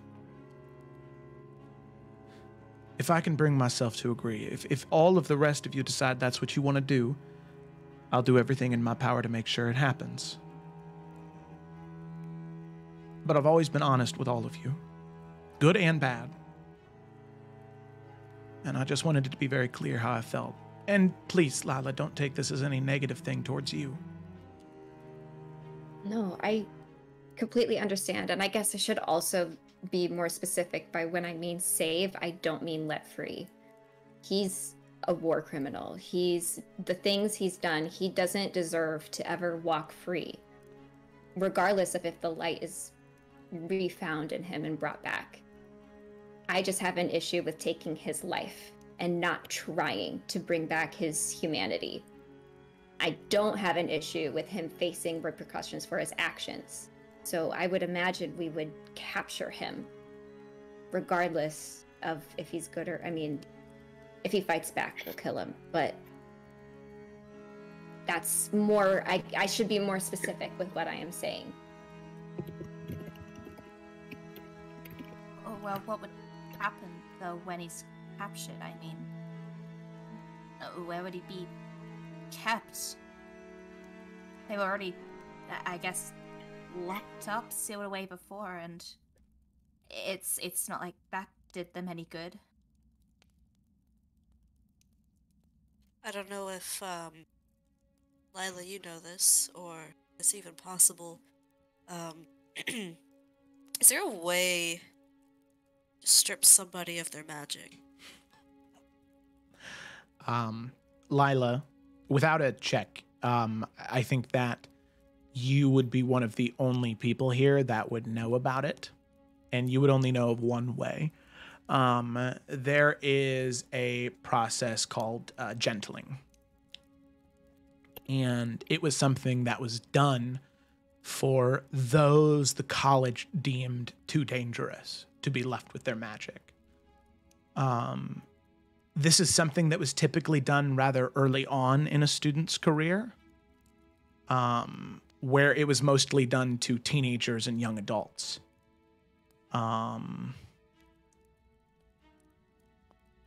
And so you're not sure the effects that it would have on an adult, but in those teenagers and young adults that it had been done to, it had drastic effects on their cognition and on their ability to function, stripping them from so integral to their bloodstream, to their connection to the planes. That's the only way that you know. In terms of what was done to Draven Hunt, that was more of like a baptism by fire in his mind. So Draven still has the ability to use magic, he just needs to relearn. Gentling severs you entirely from magic. Yeah, and then Lila would explain that, say that's something that she's aware of. I mean, I'm not saying that, as clearly there are people who don't have magic who are just as evil and do just as terrible things, but that is a good point Twig raises, is how do we know they won't do something like that again? I think by stripping them of magic, that's... If what you say is true, that's almost crippling. I guess while I'm here, I'll throw my hat out there for everyone. I understand what you're saying, Blossom. I do. I think that if it was up to me, Cassius would also be dead. I get that. However, someone, and by someone I mean everyone in this room, you all took a chance on me. Am I as horrible and as nasty and as evil as Cassius or Malice or any of the 13? I would like to think that I never was. But I wasn't a great guy either. I don't have to go down that dark path to relive all of that for you all to know. You all know what you need. Enough to know. But I pulled myself out of there. But I wanted to come out of the light, and that's what I come out of the darkness and into the light, and that's what I told Lila. There's a difference in, I guess, saving someone, that someone has to want to be saved, that someone has to want to step out of that darkness. I wanted to step out. Does Cassius is the question. And if he does, it's a risk. We never know if one day they just have a real bad day and it changes everything and they go back right the way they were. Or maybe they learn from their mistakes and if they have that bad day, they make different choices. We don't know.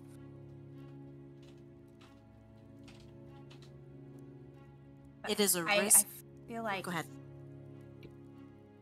I feel like there's a big difference between you and Cassius or any of the 13, though. I mean, the 13 have been around for much longer. Have done a lot worse to a lot more people.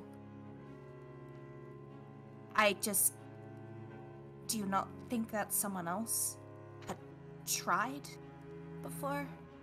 I mean, even just down to whoever sealed them away in the first place. Or even people that they knew in their life, their natural life. I don't see how no effort would have been made for any of them at any point there. And none of that worked. They kept doing what they were doing. I don't see how there'd be much to bring back.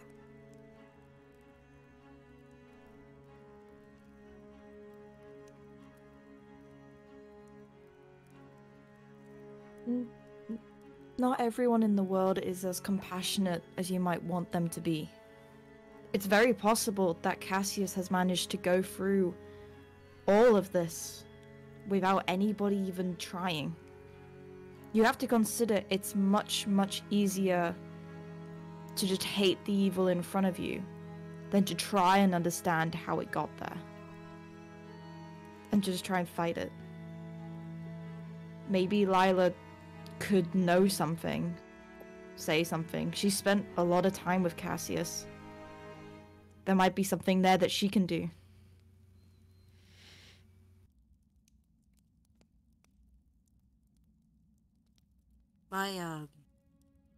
My original thought still stands. If we have the opportunity to take him out, I think we should. If there's an opportunity for a brief interaction without risking someone else's life, I think, Lila, that's your chance. But the second it becomes too dangerous, we're pulling you out of there. But, again, that's if we all agree on that.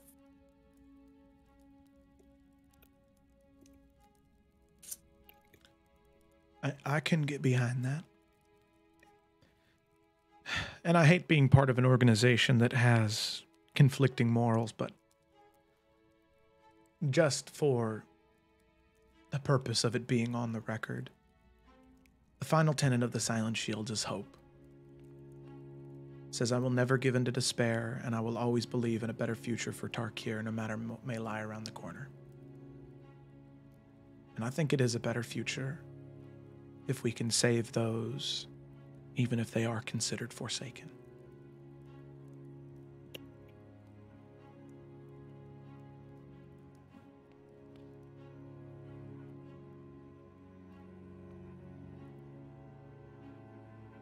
I mean, what else is going to be actually saved, though? If you're going to take away his magic, the thing that he's obviously spent a lot of his life dedicated to, and then just imprison him also, I mean, I understand it. There needs to be the punishment there, but I don't understand what exactly it is you're saving. Well, before maybe even taking away his magic, and if he does want to come to the light, if there's a piece of him that wants to be saved, like Nalfian said, I think Yorick maybe brought this up, I don't remember, but his knowledge about the Dark One and the history that we just don't have and the puzzle pieces is invaluable. As well as, to your point of what are we saving with stripping him of his magic and everything. It is still a punishment, but I couldn't imagine that him having to live a life free of the Dark One, but be able to live a life still. Maybe imprisonment, maybe stripped of his magic, but himself again could be any worse than being a puppet of the Dark One, doing what he's been doing. I know that if it were me, the chance to breathe air, to think clearly, with full autonomy of myself.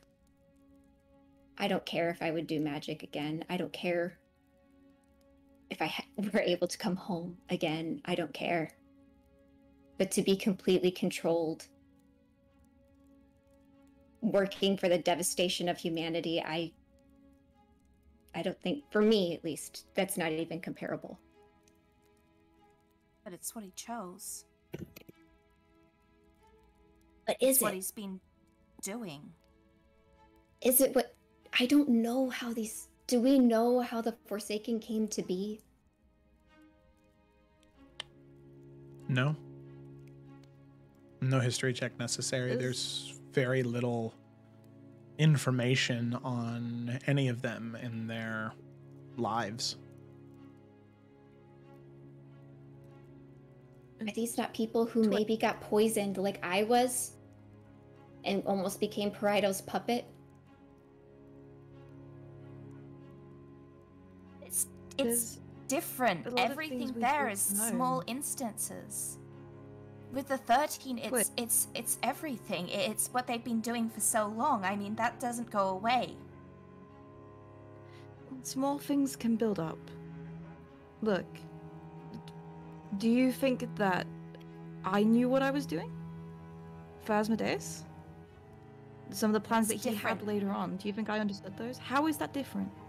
What do you know Because you about broke out of it. the 13? Because you spent only Because well, people helped your me. life. I wouldn't have if I'd never have met all of you.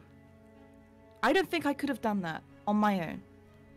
I needed people to show me how to do that, to be there for me afterwards, because that was all I had. Maybe we need to show people that there's something other than what they have right there, right now. Maybe that's what we're supposed to be doing.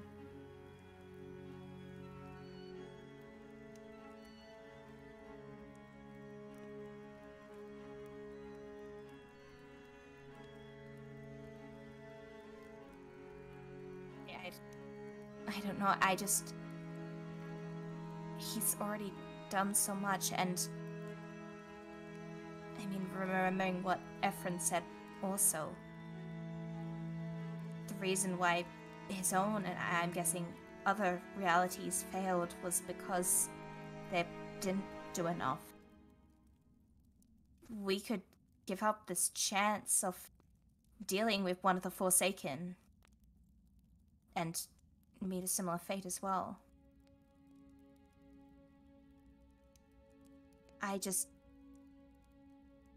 It's a big risk to be putting on something like that.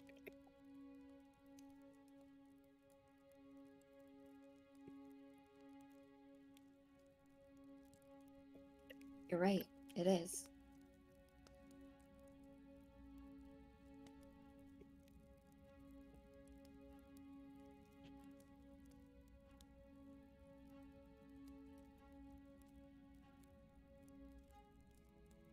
I guess then, how far is too far gone? If we want to decide how we're approaching everything to come, it'll be easier if we can just put a line on it. That's where my moral issue is I don't think any light deserves to be snuffed out, and that's hard because I know that's not always possible. However, if we can find a line, who is too far gone in our book? Where is the line? Is it of things that they've done? How long that they've been corrupted? Is it... It's just... Where is it that the effort to try and reason, to try and save, to try and bring light back, where is that too hard now? I'd say it's certainly well before spending who knows long killing who knows how many people.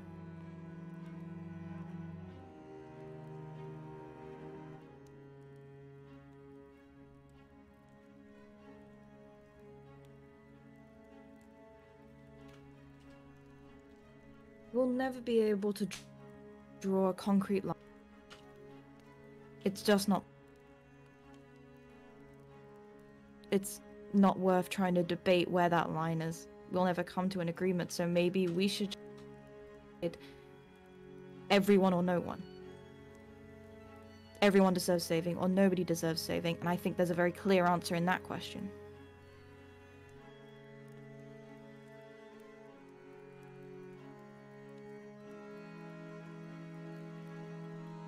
When do you even plan to do this, then? I mean, if you're gonna... I don't know... talk to him? Capture him? Oh, no, I don't... I wanted to make sure we were all on board before we would ever even... I have not planned. Well, I feel like that'd be the more important thing, right? I want it to be a group thing. I would never plan something like that without you all. I feel like it was more important to even talk about it than to sit there and theorize. But I think Nalfian's point of go in expecting to kill, and if there is an opportunity, to try. A safe enough opportunity. But understanding that opportunity may never come. Yeah.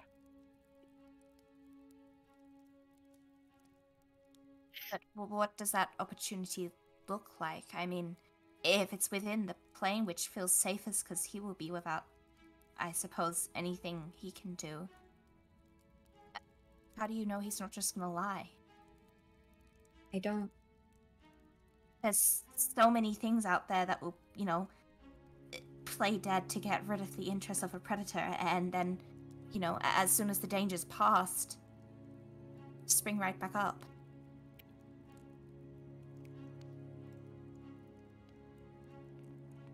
I hope you all can help me to know whether he would be or not.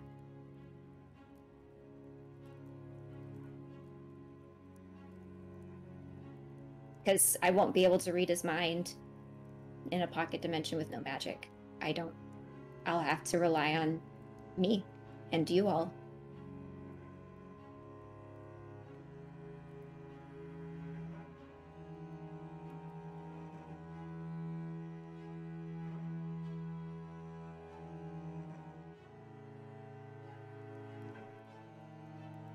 I just feel like this would need to be a very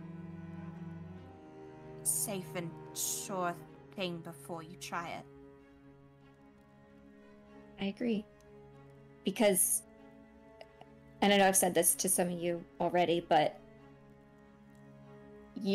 our safety and the safety of the rest of the world is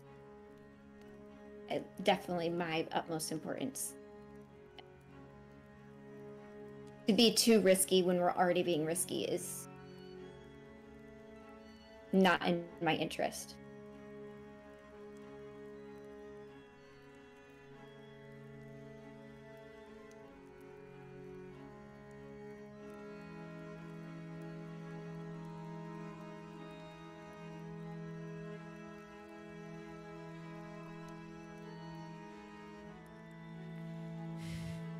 I will also say, and I wanted to say this last, I did, while praying to Corellian about this, before I talked to I think I maybe talked to you, Nalfian.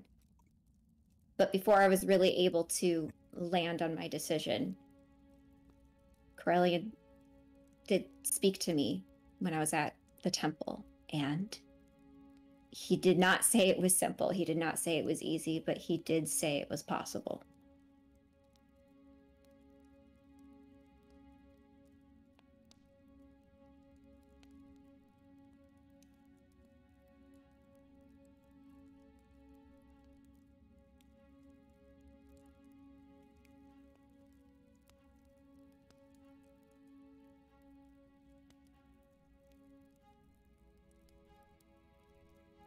Well, that's encouraging.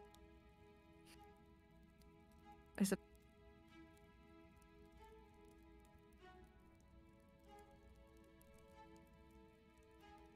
maybe we just need to remember that we don't have a template for this. Really. There's not like a guide that's been given to us. We're creating it as we go, and right now we get to decide what our job is. Whether it is actually going after the darkness or if it's trying to spread light. I think we can come up with some kind of plan. Maybe even with Zevran's help. Figure out something we can do and make this possible. York, you've been quiet. Just listening. I mean, everyone's right. Pros and cons and everything in between. Blossom's right. I didn't swear an oath, but I also said I was going to kill the bastard for my people. And now I'm considering not doing that.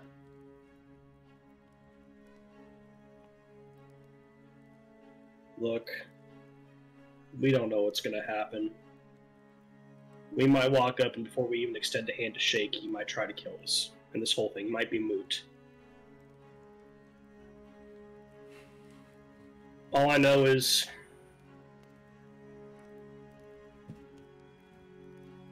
how much I don't know. But there was a time when I felt like I was an animal that should have been on a leash. And I'm glad I had some good people to take care of me and wake me up and snap me out of it. So for me, I'd rather take a chance doing something good. And maybe it won't work, maybe it'll blow up in my face. Hey, maybe it'll kill me. But I think I'd rather try.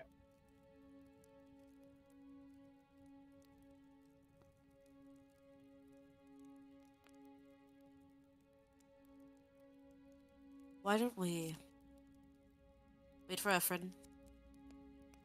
Have him and Zevran here. Have them have a little chat. Why don't we focus on getting how we're getting in, how we're getting out. We have Mez Kelnos to deal with as well. He's going to prove to be a problem.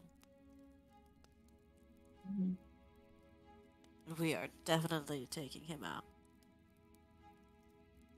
We have a plan. We're not pushing this to the wayside by any means, Lila. Because we definitely can't go in by the seat of our pants. We have to know what we're doing beforehand. However, we have to get in there first. I think we should plan on killing him until we have a full consensus. And everyone feels comfortable. I agree. I really want to emphasize that this is just me bringing up what I have been thinking about. If we decide we need to kill him, I stand with you guys. Because I trust you. I trust your judgment. I'm just letting you know what's been on my heart and mind.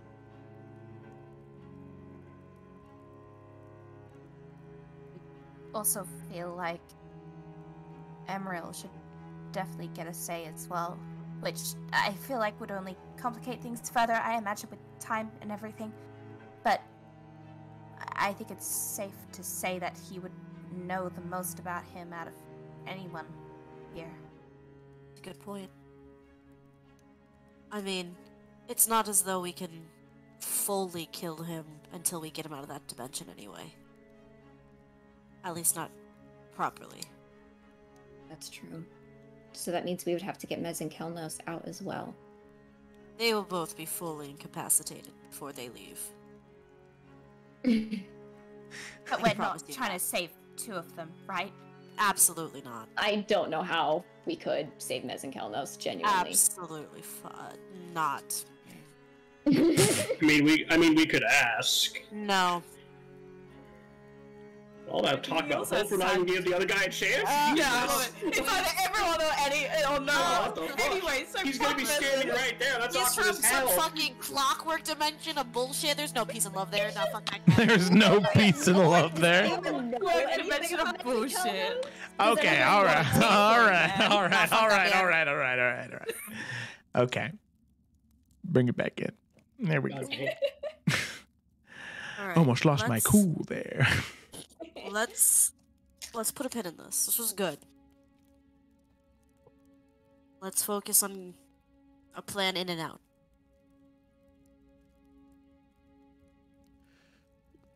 Deal? I can get behind that.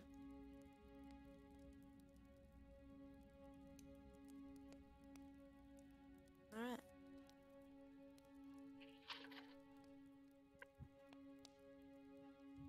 Okay.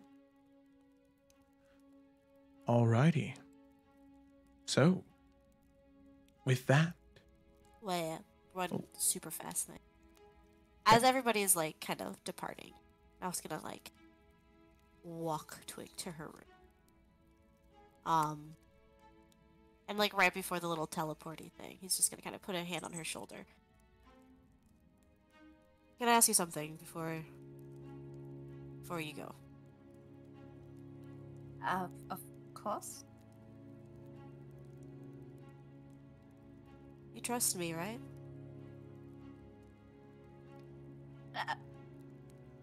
Yes, but why are you asking? You don't think I would ever turn on you, right? No. Do you promise? I feel like I do not know what I am agreeing to. That you don't think I would ever change my mind about being a knight, about walking the path that I walk.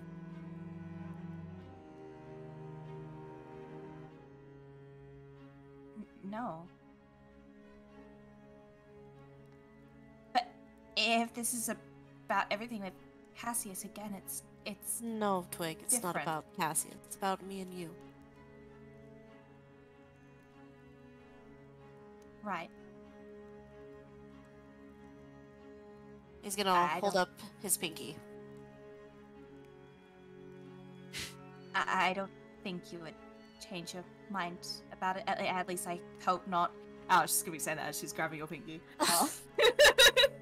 He's gonna put his thumb to press against your thumb as your pinky promising. You gotta stamp what? it. You gotta stamp it, you know, you put your thumb and then... He's gonna like push her thumb against his thumb. Oh, okay, thanks for the... Okay, I was doing all kinds of weird things. Never heard of that, okay.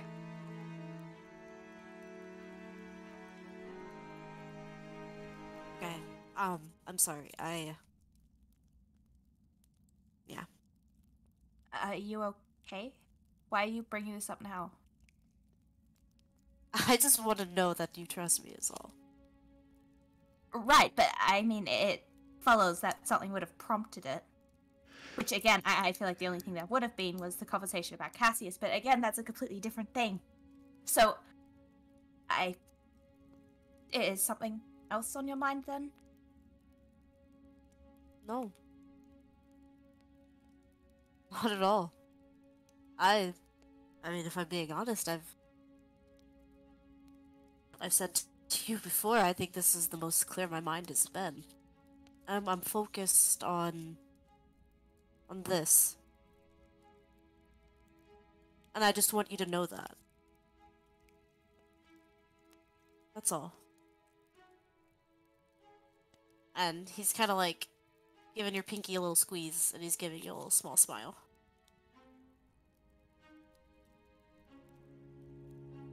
Right.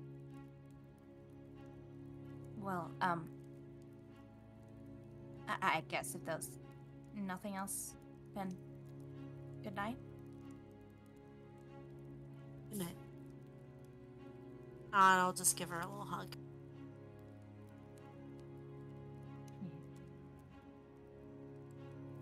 will go to his room.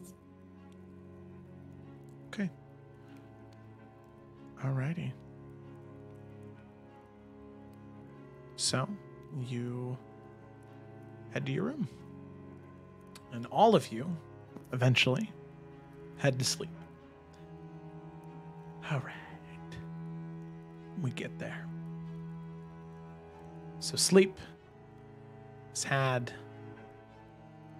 and dawn eventually arrives the next morning. The 27th of Stormtide, the second to last day of the month. The weather is getting warmer. The rain is starting to slow as we begin to get closer and closer to summertime. So, Stormtide is March, technically. So you're getting ready to head into April and then May. No, wait, sorry. Thawing is March, April. So you're getting ready to head into May right now. So you're in April, getting ready to head into May. Sorry, my bad. So, all of you awake in the morning. Final day before the night's tourney. Is there anything you want to do specifically before? Yes, okay. We are going and we are talking Also, to yes. this guy for the Accursed Isle. Okay. All right. Yes. So, since there are a couple of things that need to be done, we're going to take a break there.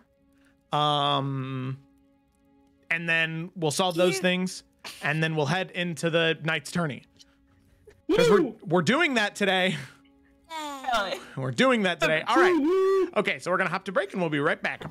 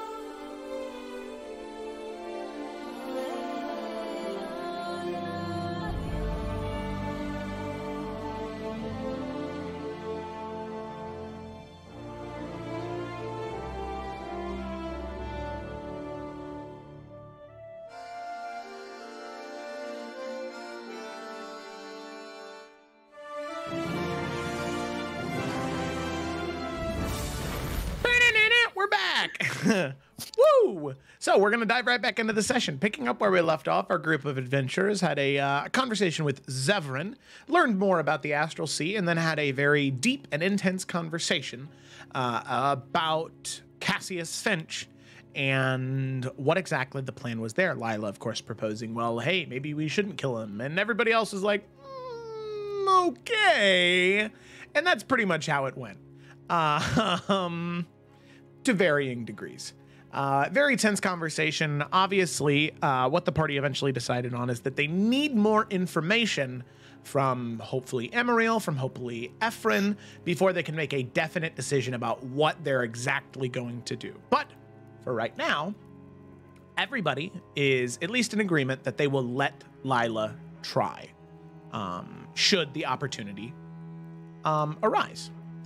So, other things that we have to look forward to is several conversations and activities that our party members would like to do before the tourney, and then eventually the night's tourney. As Nalfian has already gone through a fair bit of pep talking with his two squires. The banners have been ordered. The paperwork and liveries have been submitted, and hopefully come the day of, Nalfian will be ready to fight within the night's tourney, the sort of opening ceremony in Iverion for the Festival of the Green Lady that will come on Midsummer. So, that is where we left off. And we pick up the next morning, the 27th of Stormtide, around 6:30 in the morning, as our adventurers prepare themselves to head out for the day. So, the first thing that I heard is right and early in the morning, wanted to go and speak with Ed Helwyn on Divinity Street. Is there anything anybody wanted to do before heading there in the morning, or is that kind of how your day's starting? I had a chat with Lila and Yuri, but it can be that night. It doesn't need to be right now. And I know we've been putting off talking to this guy for a long time, so I'm okay just going there right now. Yeah. Okay. Alrighty. So, with that, we leave the comfort of... What is it? There we go. We leave the comfort of Tatiana Tower, and we head into the city of Hearthcrest. An incredibly, incredibly busy city with, even bright and early in the morning, there is a cacophony of noise and sound and traffic that is already filling the streets bright and early in the morning. People heading to work, people heading home from working in the evening, people trying to peddle their wares on the side of the street. Just the single block that you need to travel from Hornwood Boulevard to Divinity Street still takes about an hour that morning in order to get that short of a distance within the city. But eventually, you do arrive near the temple. Within Hearthcrest, the largest temple in the city.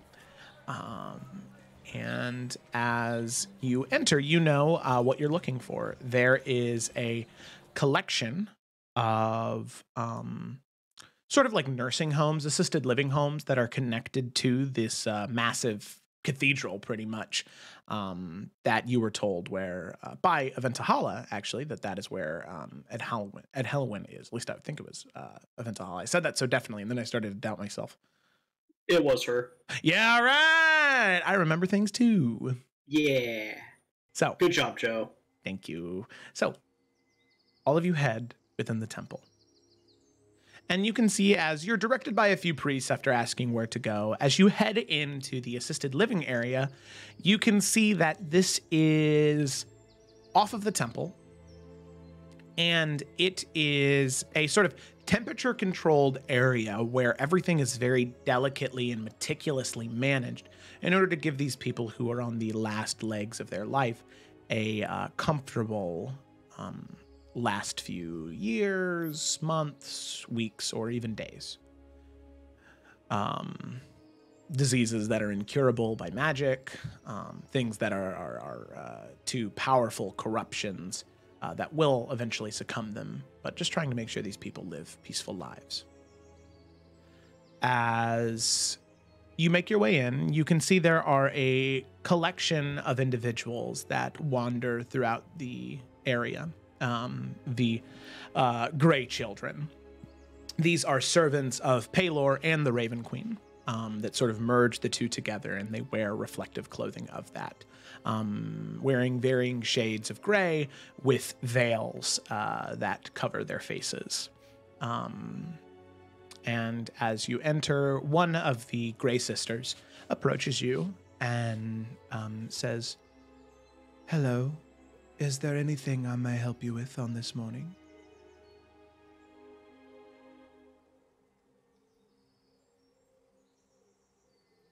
We were looking to maybe talk to Helwyn Wiseflower.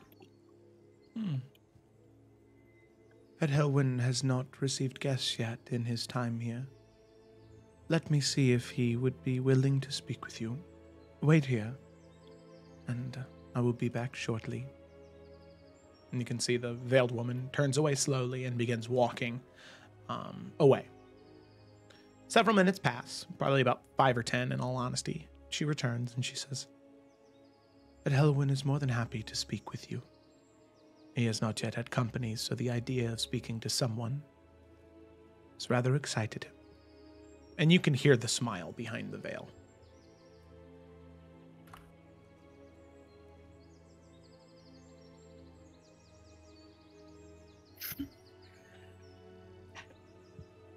Oh, let's go then. Okay. Alrighty. So, you head off, following her towards the specific housing that he is within. So, walking for about 5 minutes, you eventually come to the small little grotto where Ed Helwyn is currently staying in for the current moment. There's a small pond with several small ducks and ducklings just kind of floating along and swimming in the small pond. There's this large oak tree that stretches up 15, 20 feet in the air that casts a massive shadow over where Ed Helwyn is. You can see a very old, battle-scarred man. A wood elf, but old for a wood elf, probably 120 to 150 years old. In the last few years of his life. You can see he is missing several limbs. What looks to be one of his legs and one of his arms. Currently has an eye patch covering one of his eyes, and his face is scarred with different memories of battle, whether they be burn marks or scratches or even what looks to be parts where his face had been pierced by weapons, but he had survived from them. This is an old, wizened pirate. And you can see him sort of in what looks to be a wheelchair, with like a knitted blanket over his knees, wearing this thick jacket as he has his arms folded, just looking out towards those ducks. As you can see, the Grey Sister approaches and says,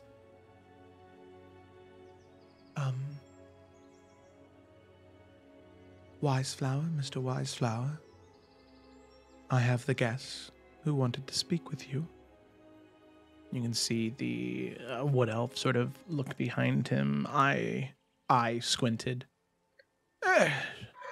So you are the ones that wanted to speak? Please, take a seat. And he just sort of gestures, like you can see where at one point maybe there was some type of like hook that had been fastened to his arm, but now it is just this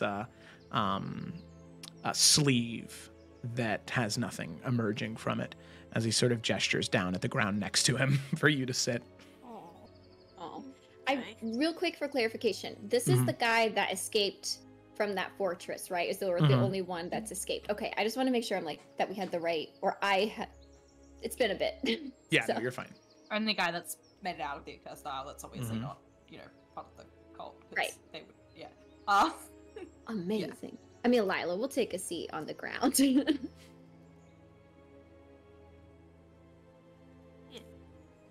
York will sit too. is more than happy to sit in dirt. Yeah. Blossom will take a sit as well. Hi. My name is Lila. Would you like some and- bread to feed the ducks? Aw. Oh, for the That would be ducks. great. Yeah, sure. It kind of tears off small pieces of hard bread, kind of hands it little small I pieces was to each one of you. about to be like, oh, sorry, we just ate. He's like, hey, Yar's like, oh, there's no bread. Not in Illica, it's not.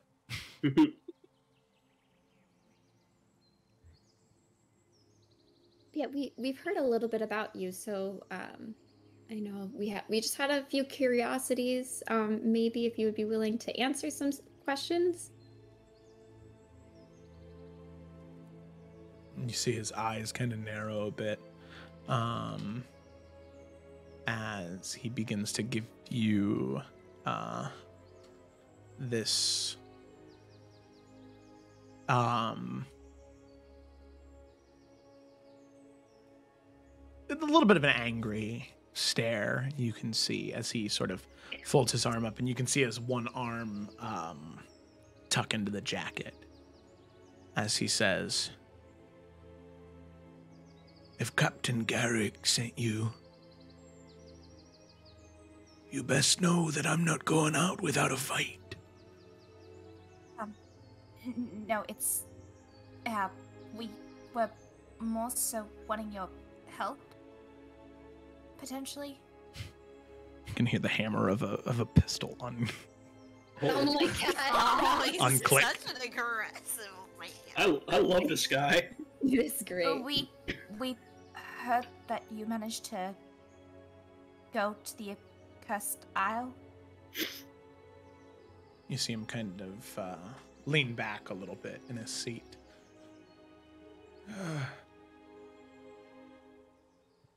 That's right, I did.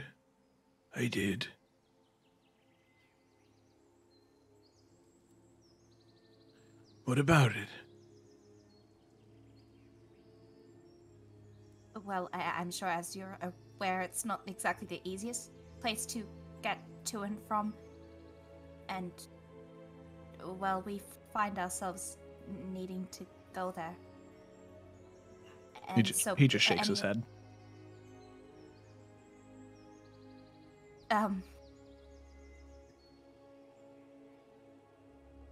Well, like I said, we need to go there, so anything you could tell us, we'd be more than appreciative of it.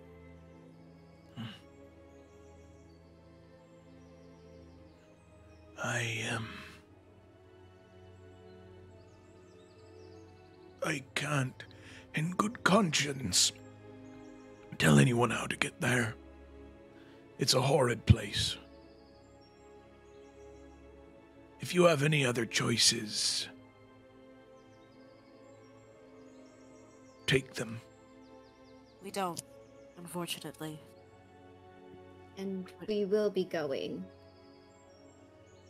We'd really like your advice on how to get out. It's not a vacation by any means. Our goal is to get in and get out. Something was stolen from us. It's the only reason why we're going back for it.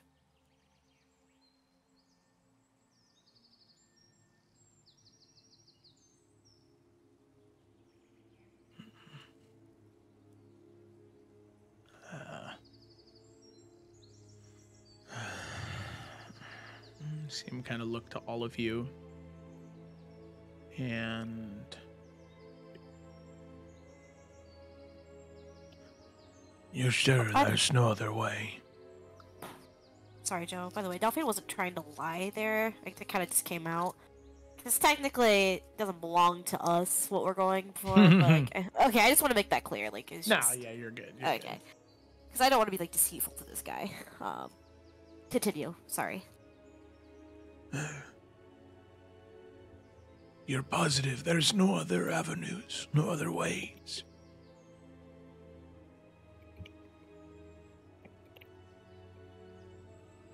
No.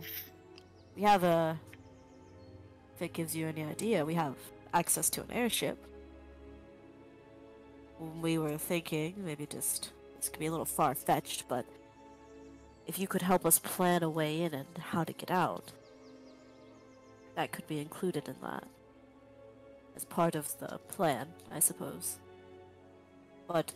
You didn't have an airship. Look at you. You made it out.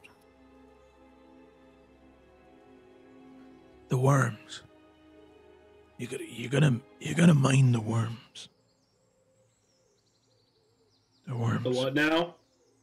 The worms. What kind of worms? Shy Halud. They looked like people. There was a bad storm. We thought we wound up near Sandpoint. We approached them, and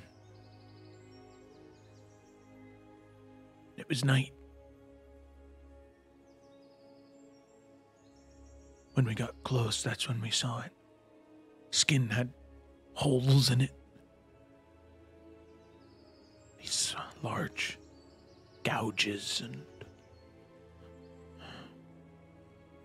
they looked. And my crew, as they approached, the worms were there. They burst out of the bodies. They killed the crew. I ran back to the water. Found a piece of driftwood and I floated. Floated in the Giant's Isles for what felt like years. Till the ship picked me up.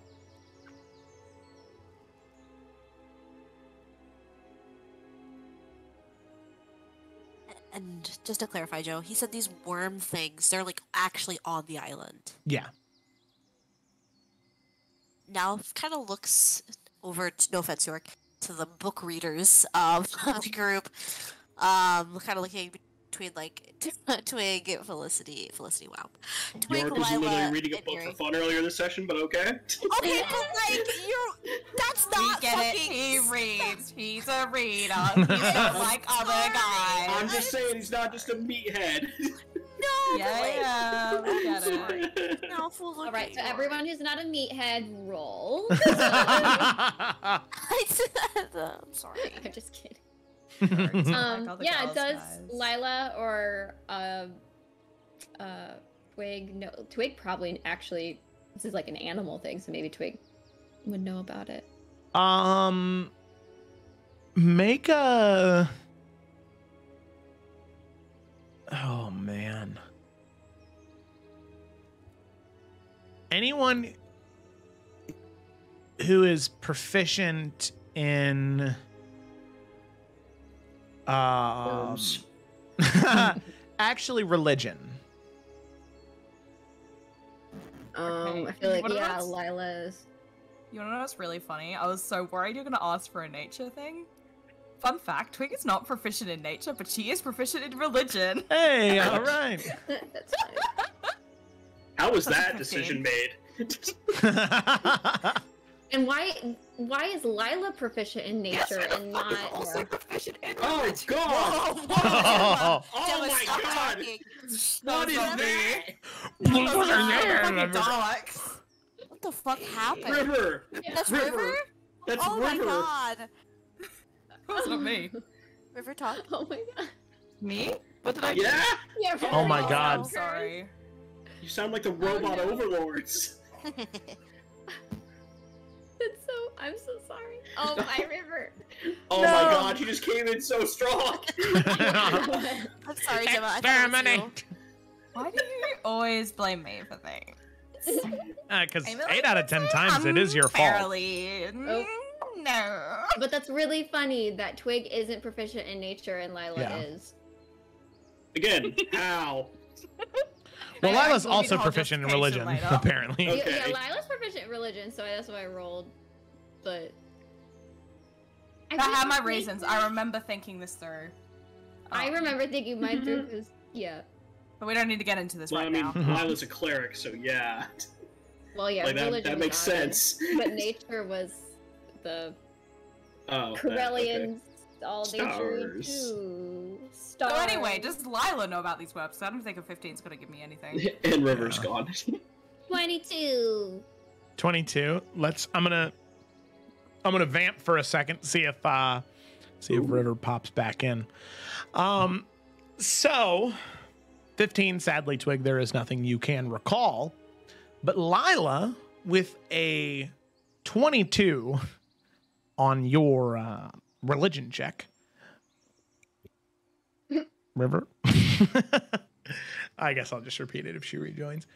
With a 22, you would have some idea, right? Thinking about worms, like normal worms, natural worms, or even larger worms, right? Any worms, W-O or W-U, nothing really applies in this situation. There's not like a parasitic worm that exists in real natural life that fits this. But there is a story that comes to your mind where there was a high priest of Orcus by the name of Kyus, K-U or K-Y-U-S-S, K-Y-U-S-S, Kyus. And Kyus was a high priest of Orcus who plundered corpses from the necropolises to create the first spawn of Kyus. So pretty much like these mounds and endless fields of decomposing bodies within the abyss pretty much took these like weird creatures that started to form, feasting off the death and the magic of the abyss, and created this disease almost that could infect people, where pretty much they become zombies, where they're not exactly very hard to hit. They're really slow, but these worms embed themselves into every inch of the body, and the worms as a mass control the form. And then whenever they get close to their prey, unsuspecting, as they just kind of look like normal people, just a little rigid, the worms shoot out of the body and attempt to infect whoever they're near. And which, if that does happen, the worms will then spread to the other person. There will be new worms, and the process just keeps going like that. All right, she'll tell that story. Delicious. Yummy, yummy worms River, in all are of you my back? body. Rivor. Rivor. Rivor.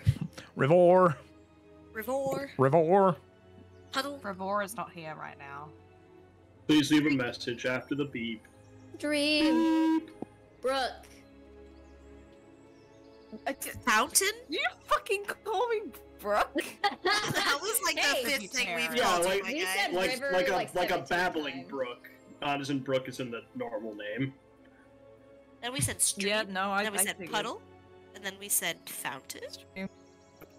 Mhm. I sent 2 gifts Drip, that spell out right? Rivor. So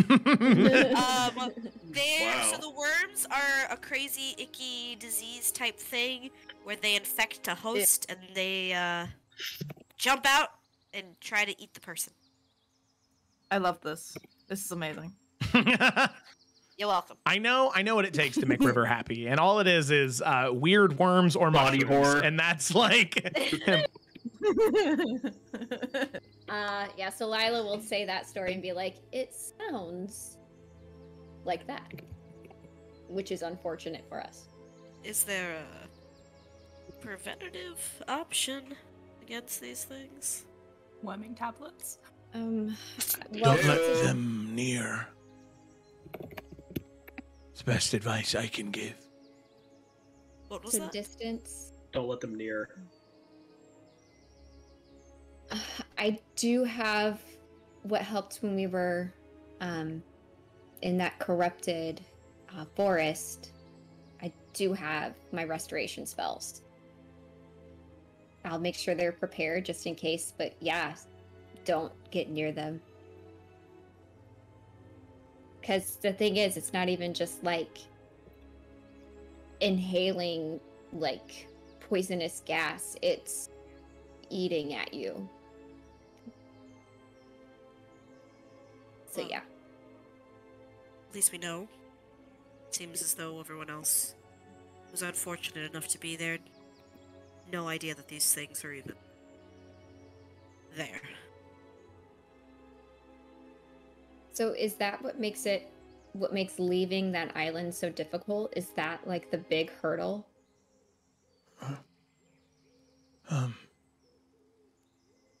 Well, aside from that, the entire island itself is one large rocky crag.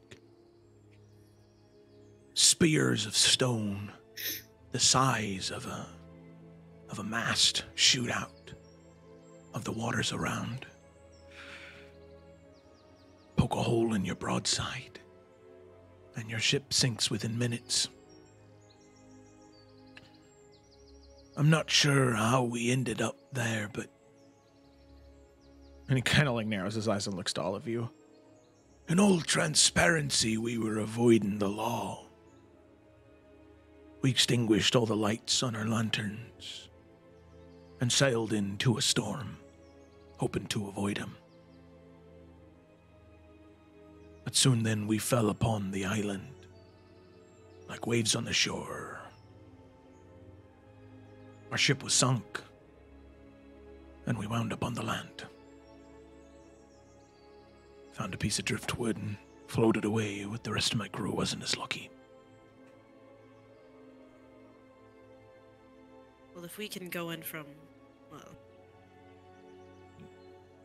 sky, I suppose that's at least one obstacle out of our way. If that's how we want to approach this, I know we've... I don't know how far ahead we've thought about getting to the island, but I know that was something that was once discussed. Makes more sense than sailing in.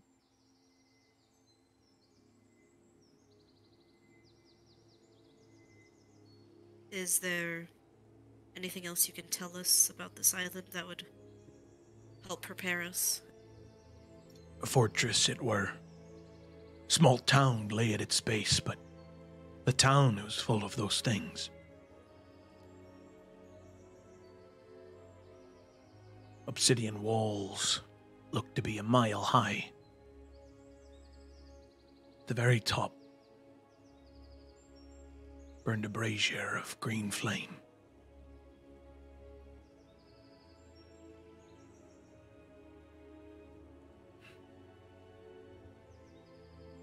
And just kind of looks away from all of you and then sort of deflates, looking back towards the ducks.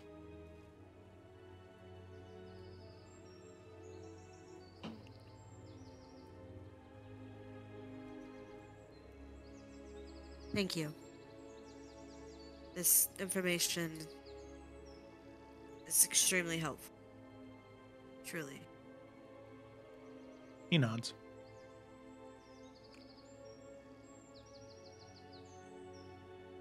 Does anyone else have any questions? Nalfian says in a very peculiar voice. No, he does not. That is Not any other questions, but she just feels bad about this lonely old pirate. They were just like, hey, thanks for telling us. We're gonna go now. Yeah. She might just say then, like, sorry if that was hard for you to talk about at all. We do really appreciate it, obviously. And is there anything that we could do when we return? Because we plan to return. Anything you need or would like? I know you don't maybe see as many people as you used to.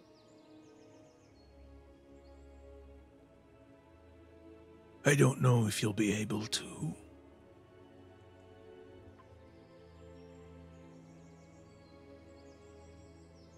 But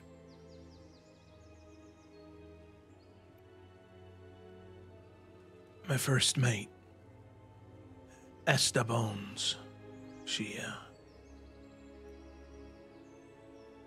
She's probably one of them things now.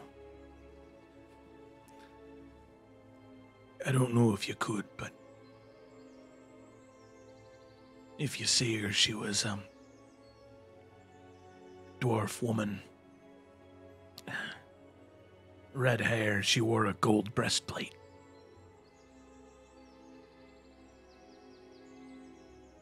If you could put her out of her misery, that'd be all the peace I need.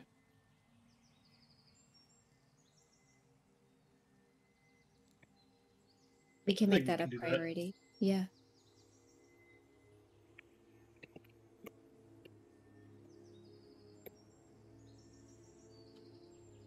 Thank you.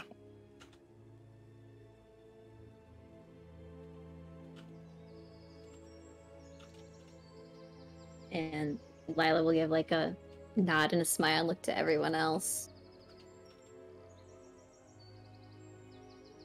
York would nod, like, I'm good. Think we got plenty.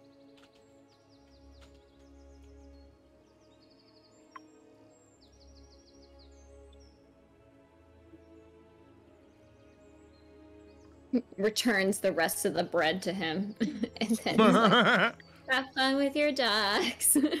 Pickle also say goodbye to the dogs. Yeah. Thank you.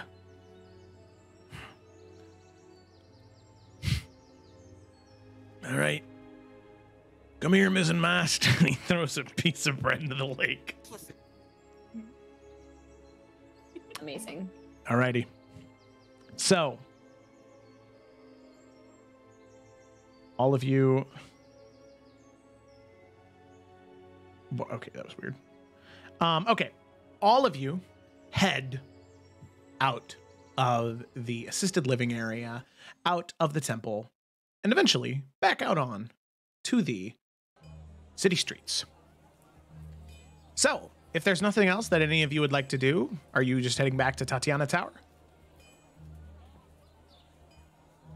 I'm good to head back if everyone else is. Yeah.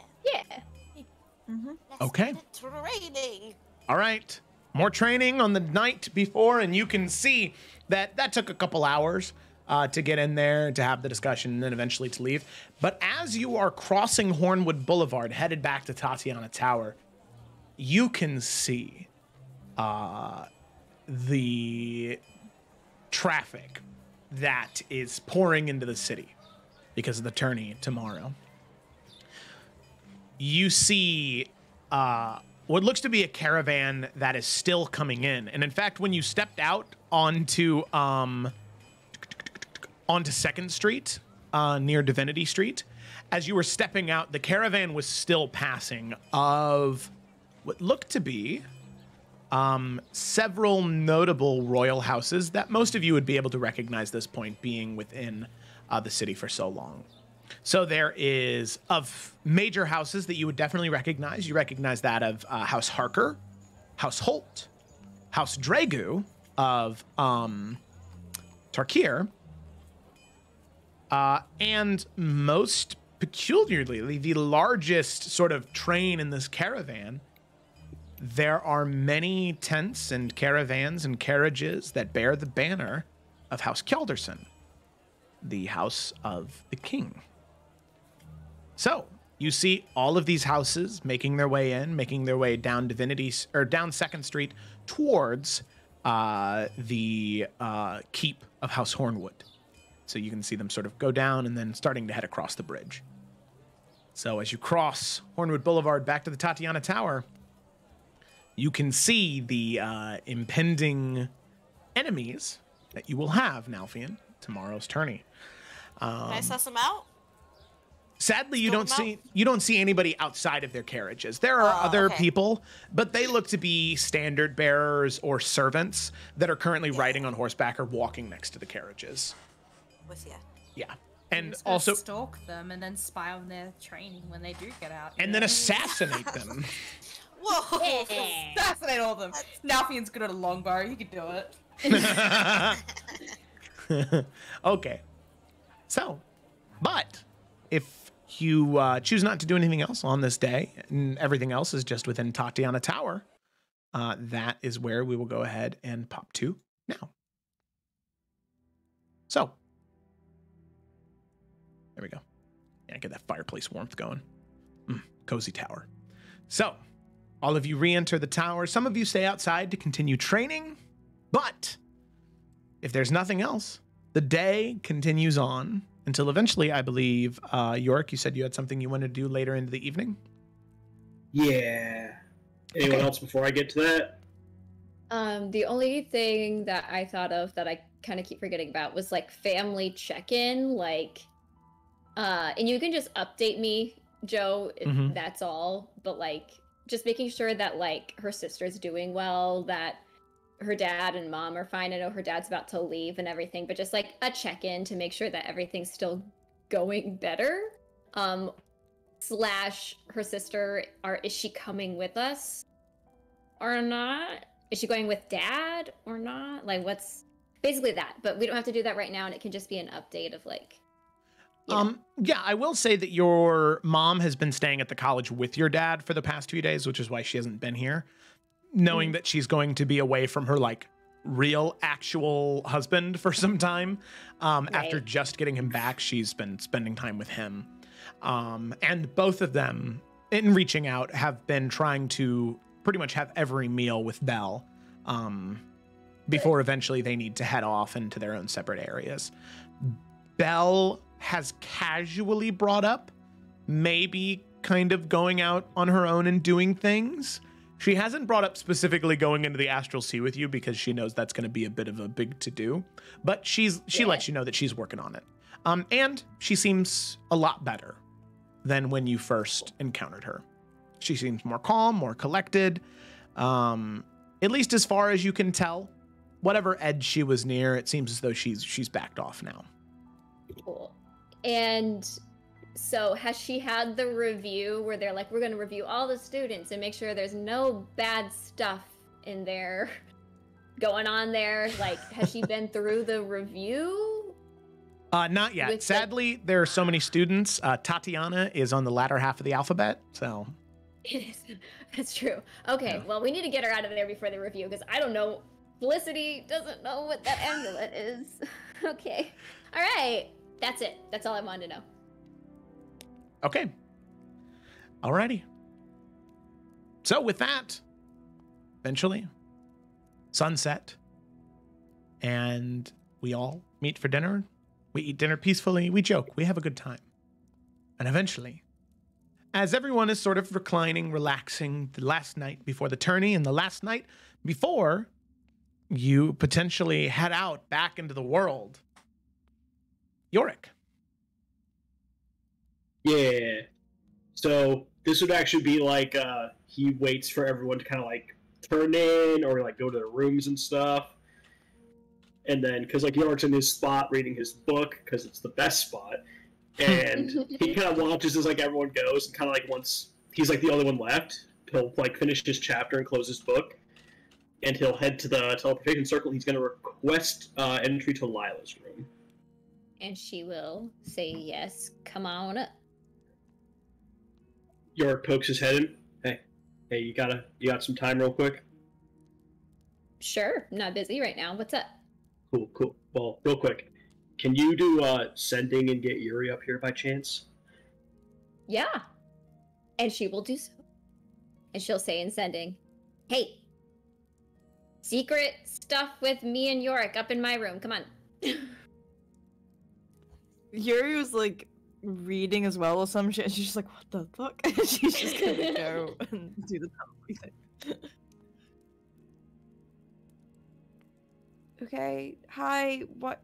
Secret stuff? What do you mean secret stuff? What are we doing? Hi, Yorick. I don't know either yet. Hello. So. Okay, you two like want to take a seat, or do you want to just stand, or like what do you want to do? Just because I don't know how long this is gonna last.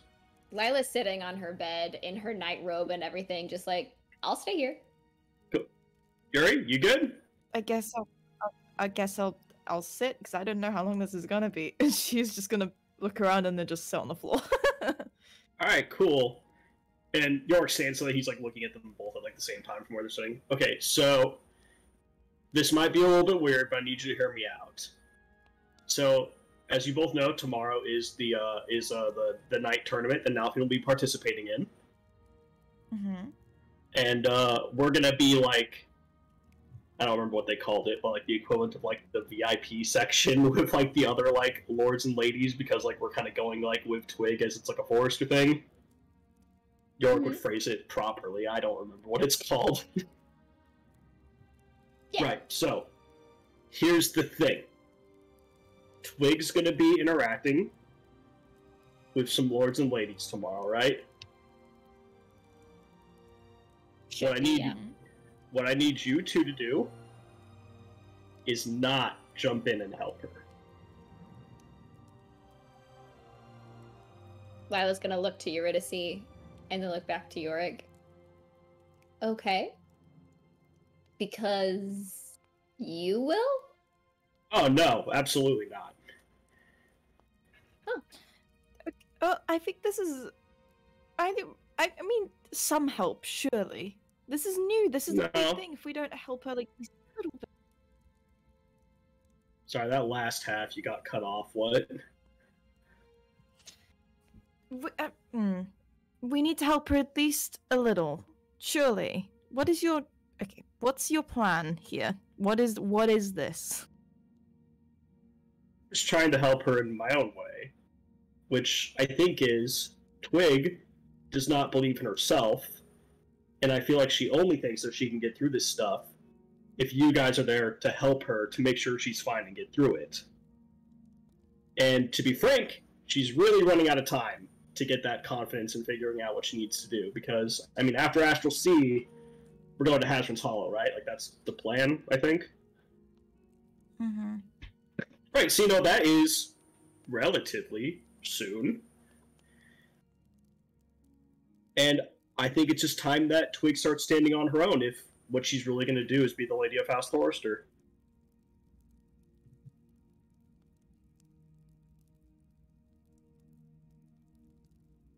I definitely agree. But I will say as well, like, and I don't want to speak for you, Eurydice, but I definitely grew up in these circles. So I guess in my mindset, it wasn't really helping, it was more guiding because she hasn't had that. And, you know, there's only so many opportunities. Like, she's clearly, you know, well-versed in survival at this point because that's what she's had to do. But I don't know, I guess I didn't really view it as a detriment. I just saw it as she's still learning. And I don't know, maybe you're right. Maybe just like letting her, I mean, she definitely, no, you're right. She needs to believe in herself. She really does need to trust herself. But like, what about those little things, you know, that like, she's just not sure, like no one told her to, you know, curtsy after, you know, the queen leaves the room or any like little thing like that. Like, you know, I mean, I know she's been reading her books, but like, I don't know. If we trial by fire this and Twig makes a mistake, Twig is going to hold on to that mistake for a very long time. It's not gonna... We can let her try as well, but if she's gonna make like some kind of big mistake, she's only gonna focus on that for the next... I don't know how long. Alright, well... Fine, I didn't want it to come to this, but I'll ask it. If that's who Twig is, do you think she should lead House Forester?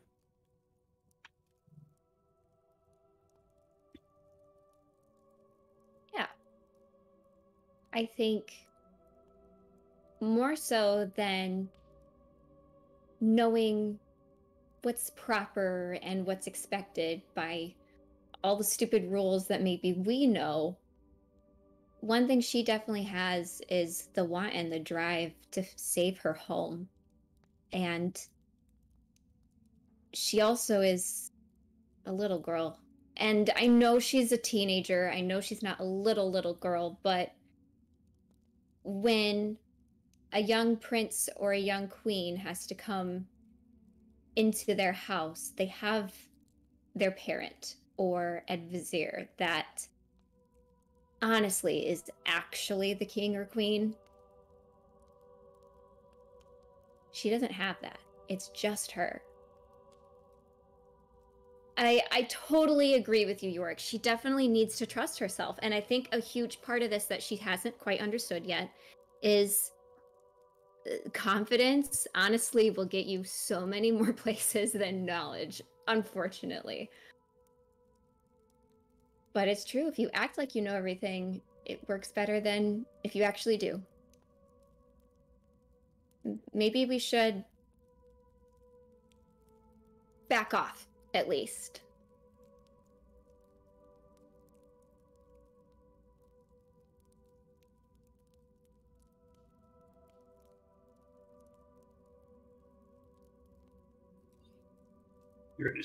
Does Yuri say anything to that?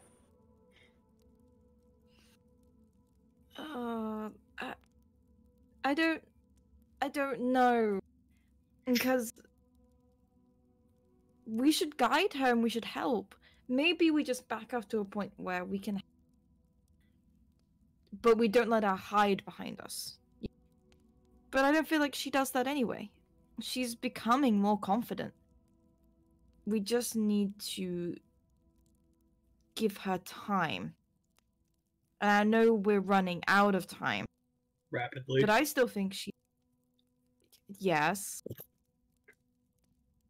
But I still think she is the right person to lead House Forest.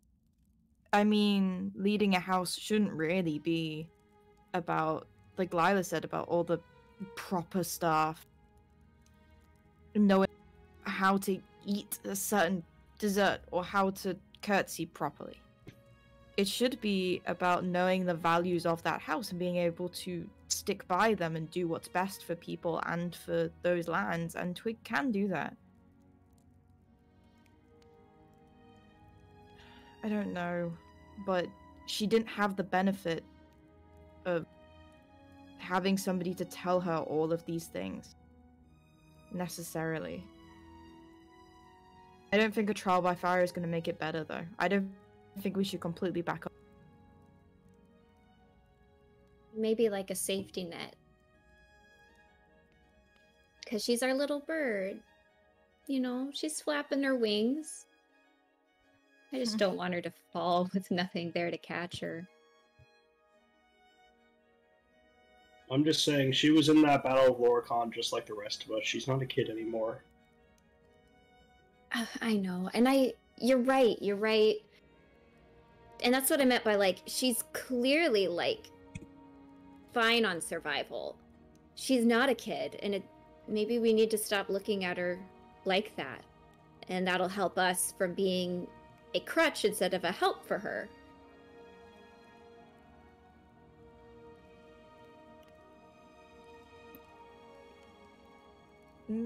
Maybe then we need to treat her more like an adult. Because I feel like sometimes we maybe flick between expecting her to be an adult and then expecting her to be a kid, or treating her like she's a kid but then expecting her to be an adult. We need to choose one and stick with it rather than just always flipping between it. And then we need to clarify that with Twig. Because she needs to know what's expected of her.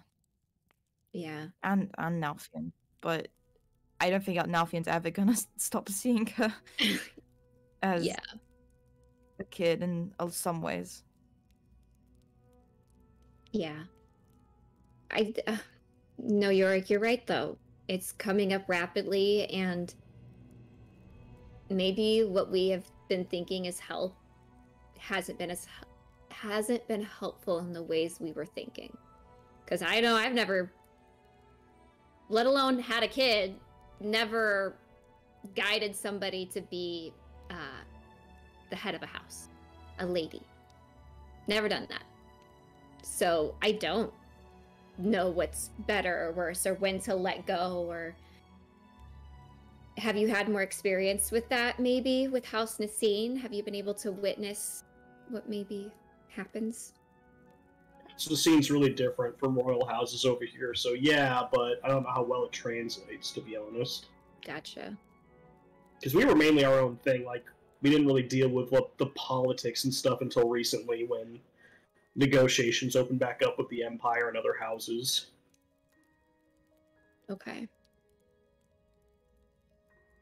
Look, I'm just saying, everything you guys do for Twig is coming out of a place of love. That's not what I'm saying. If it came out that way, I apologize. Not what I was trying to say. No, I didn't take it that way. But I'm just saying, Twig's been putting a lot of work into this, and I think it's about time to see how she does on her own. If she falls, is she going to pick herself back up, or is she not?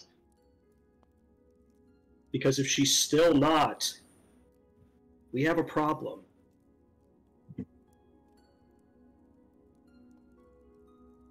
But again, obviously you guys have been here longer than me. Do what you feel is best. I won't be bad, there will be no judgment. That was just my idea. Now Lila's nodding and like taking that like super to her heart. Yeah. So's Yuri. She obviously looks like she's not sure what to do, but she's considering it deeply. Maybe what she needs is to lean on us when she chooses to lean, instead of us always swooping in and hovering. Because I think if we let her go, she will, you know? Like, I don't think she runs to us. I think we run to her. Or maybe I'm reading the situation a little. Maybe she does run to us for help, but I feel like often, at least with me, I've stepped in when I see things like fumbling. So maybe that's more of a, I need to be okay with letting her figure it out. And then I if think she you're wants, right. yeah. Yeah.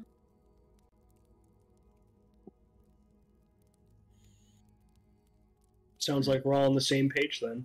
I think so. I think it's just also like you said, like little girl fighting Laurel Khan, and we're taking her to the astral sea. So it's like the idea of not helping her in any way breaks my heart. But she's not little, and she's totally capable, and I just need to get over it.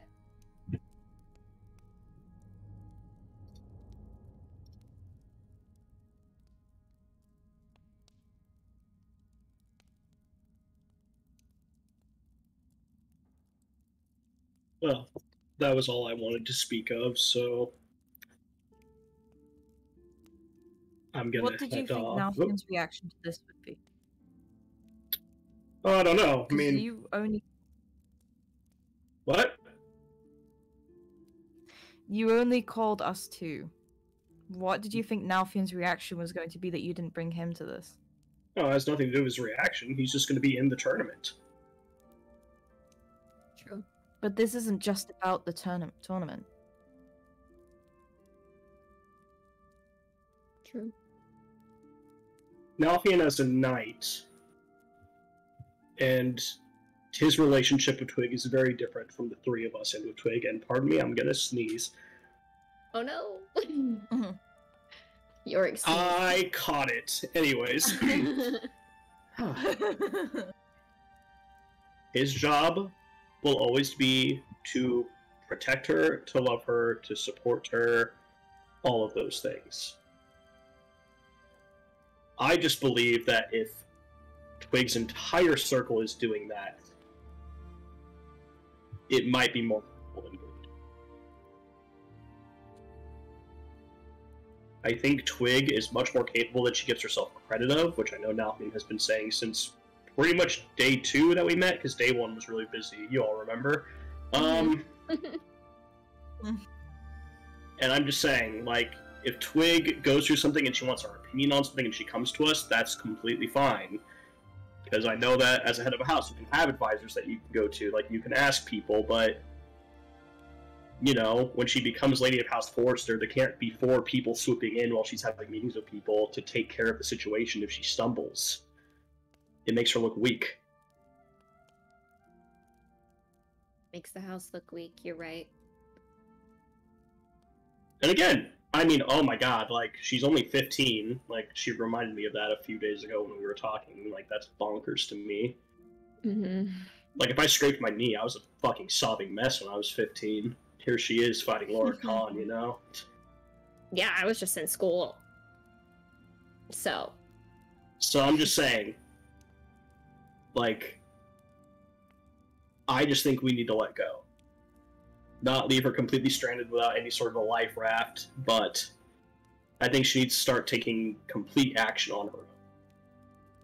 And if she wants to talk to us later about what happened, we can still help at that point, but I don't think it's our place to swoop in and fix it for her. yeah.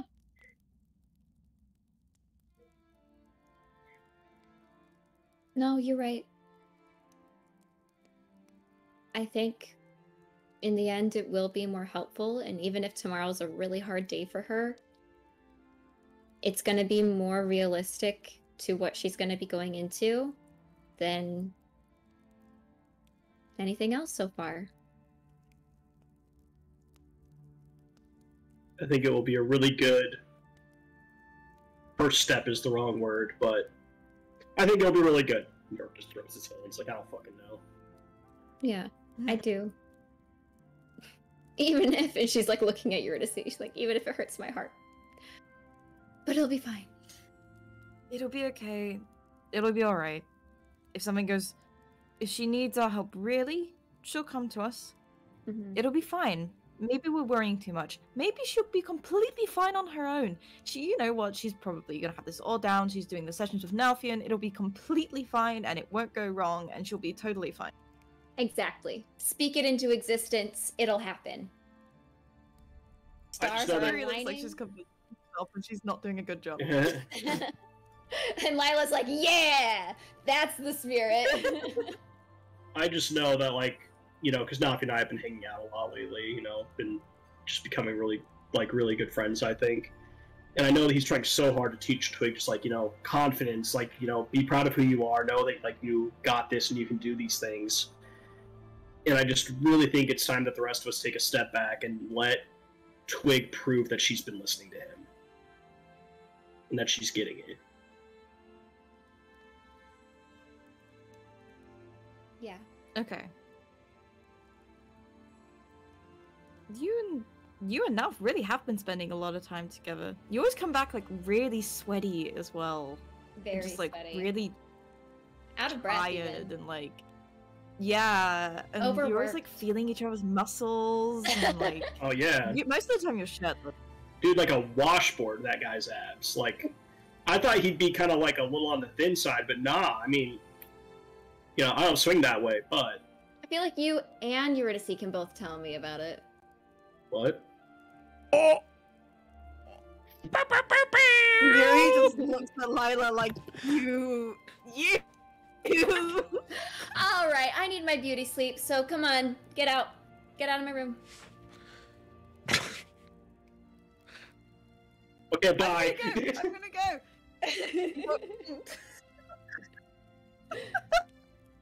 Good night. There's no good night from Yuri. Just run. Alrighty. So, Yorick, Eurydice, you leave Lila's room. You return to your own. And before we head to sleep, Twig, actually, you hear this this knock, quote unquote knock at your door, and you can hear Blossom say, "Twig, do you mind if I come in?" No, of course. Come in. Okay, she'll teleport in, and you can see she has like a small picnic basket that's sort of in her arm, and she says, "So, you've never been to attorney before, that's right, right?" No, this would be my first. Okay. So it's a silly tradition, but you are a lady, of a noble house.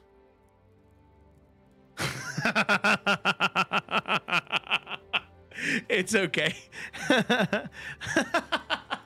We can say so she was mad there. right now. Imagine both these conversations are happening at the exact same time.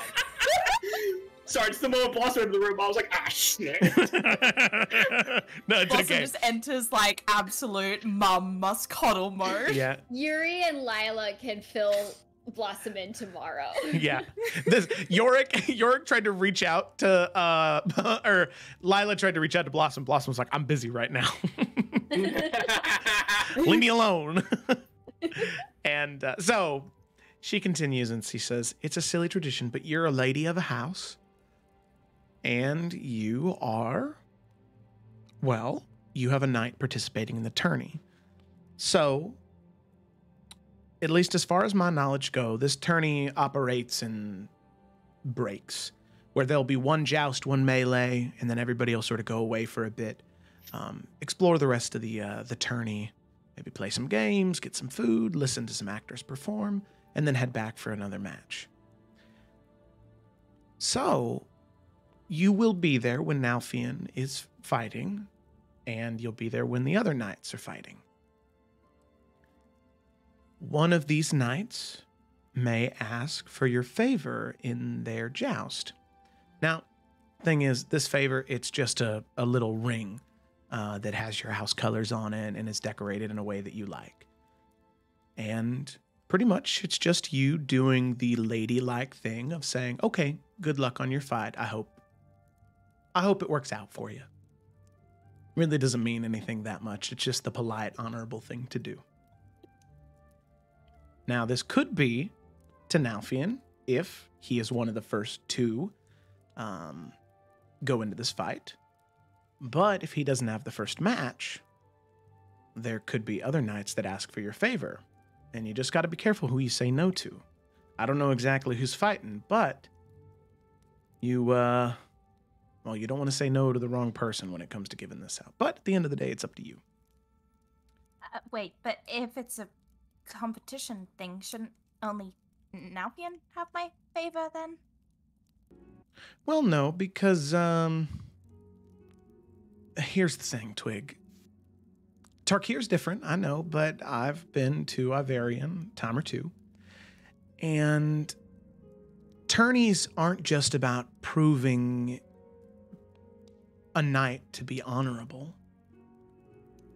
It's about politicking to a degree, right? Who are your allies? Who are the people that you're going to be there for? Who are the people that you can't be there for? Because you can't be there for everybody.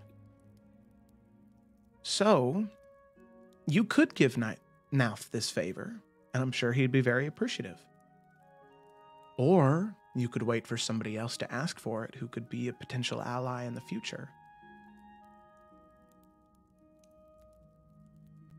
It's up to you, but it's your token in the fight and in the jousting to show where your allegiances lie. It's a political tool, not just some silly old thing. And in all honesty, it'd be really bad if somebody asked you for your favor and you didn't have one to give. So that's why I brought this. And she gestures up to the basket. I don't know how you wanted to make things, but I figured we could do it together. I've seen these a time or two. So, and she kind of opens up the basket and starts pulling out like a plethora of different like craft materials, different flowers and things like that, all in various shades of black, green, and white.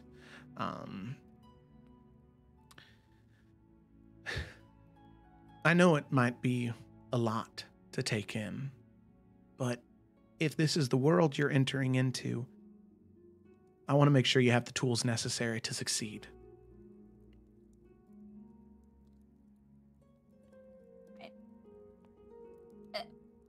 So, who should I give my favor to then?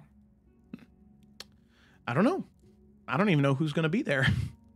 But this is on you, Twig. Right. Got to figure it out. Okay. Here, don't worry about that right now. Just worry about making this favor look pretty, okay? Let's do that first, all right? Right. Yes, I can do that. All right. And so you start snipping, you start cutting, you start wrapping, you start tying. So what do you think, Blossom grabbed a whole bunch of stuff. What do you think Twig would, would she lean towards, like, more decorative, more fancy, or would it be more simple? What do you think Twig would make her favor look like? I feel like it would be more so on the side of simplicity. Twig is not the kind of person to have a big to-do about her. So yeah, she would just more so focus on something that's simple, but something that's like, you know, like more carefully put together, you know. So it's like concentrated effort, essentially. Yeah. Okay. No, that makes total sense. Yeah. So you take a lot of deliberate time to make a very simple but intricately woven favor to give out to a knight of your choice tomorrow. So eventually the weaving stops and Blossom says, well, look at that. Ain't that just the prettiest thing? Prettiest favor I've ever done seen. Wonderful. Well, here, you keep a hold of this. Don't forget to take that with you tomorrow, all right? Right. Okay. And with that, Blossom will start to put away the leftover materials in the basket. There you go. In the basket she came in with. And she, as she's getting ready to walk out, she turns back to you, Twig, and says, you're going to do great tomorrow. You know that, right? Oh, well, I feel like it's difficult to know for certain. I mean, No. like I was saying, it is No. my first one, so No, you I know. I've never really been around. All right. Good night, many Twig. ladies, She walks so- out. Oh, good night. Definitely once she's already gone. Alrighty. So with that, Twig, as you finish your sentence, Blossom's gone.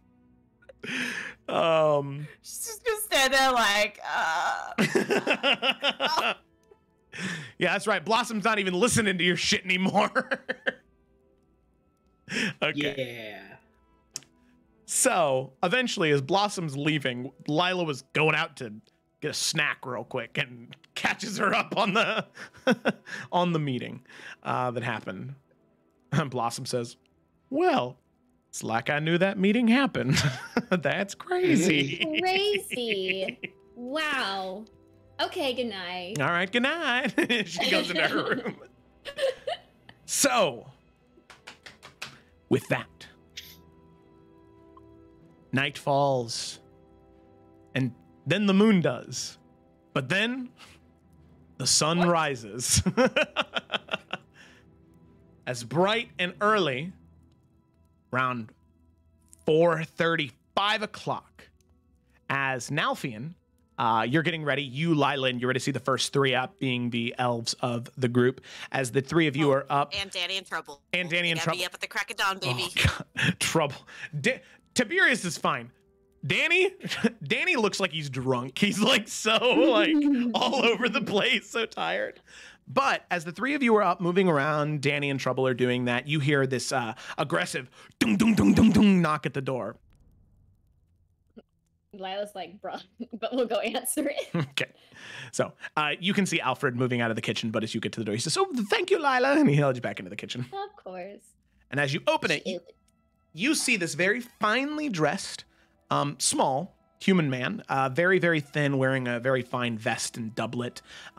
He has this immaculate style, very gaudy, very sensational. And you can see that on his side, he has this very finely crafted satchel that seems to have all of these different pieces of parchment and paper sticking out, as he has this almost like clipboard with ink and quill. And he says, excuse me, is this the residence of where the House of Forrester is residing within the city of Hearthcrest? That is correct. I need to speak with the knight participating in the tourney, a Sir Nalfian Forrester. One moment, and Lila will look. Is Nalfian nearby? Yeah, he'd be right around the corner. Waves you over. Good morning. Yes, good morning. Very fine morning to you. Good luck in the tourney to you, Sir Nalfian. I just had a few questions before the tourney begins. It is my job as herald. He doesn't let you respond at all. He's just going. Okay, yeah, Nalfian just opens his mouth and then closes it. It is my job as herald to announce each knight as they enter into the tourney. And we have specific traditions that happen each tourney, each thing that needs to be said in accordance to the right person, the right knight, the titles, all of that. I understand that you are a member of the Forerunners of Fate, the Saviors of Highland Pass. I plan to work that in. But here's the thing. Typically, one of the things that we will reference is lineage, parentage. So I was hoping to get the name, as I can say, Sir Nalfian Forrester, son of da-da-da-da-da, the insert son here or insert child here of whatever house.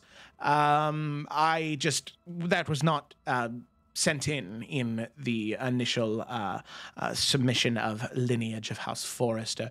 Are you a member of House Forrester or an honorary member of House Forrester? I am a member of House Forrester.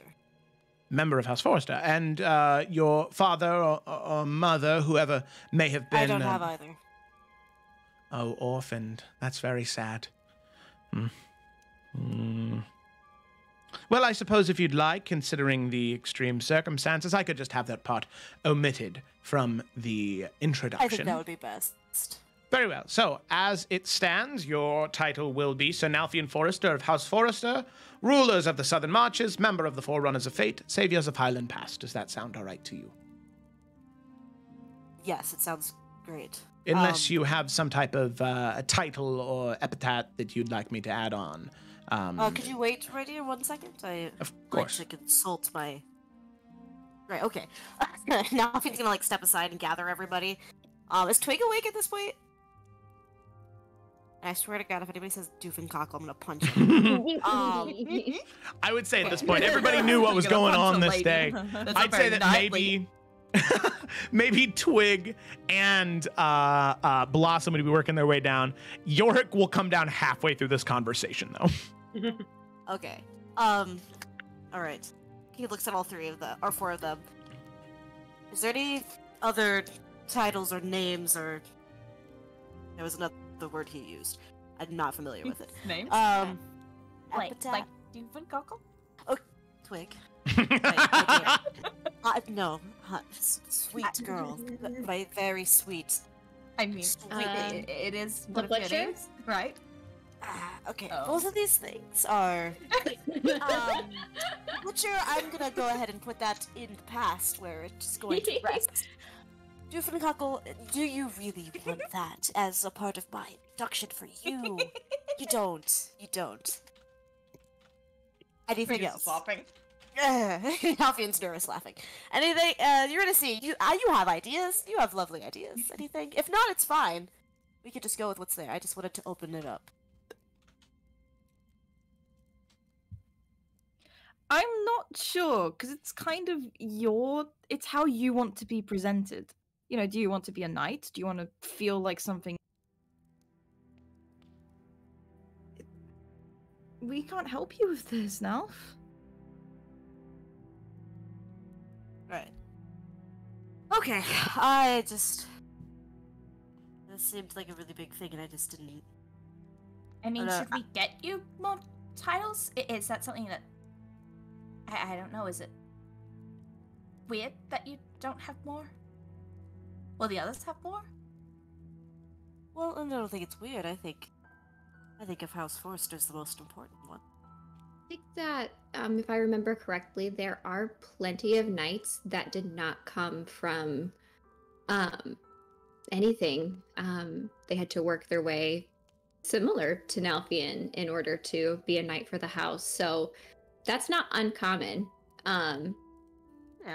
You already have a member of the Forerunner of Fate, which has a lot of weight there. I think it's just that we're a very fresh and new house opposed to what some of the titles are going to be like very old, and their names are going to be like the Third, and they're going to have all these runoff, like, they probably didn't do half of those titles that they're going to have, you know, like, it doesn't, You're right. it doesn't really matter.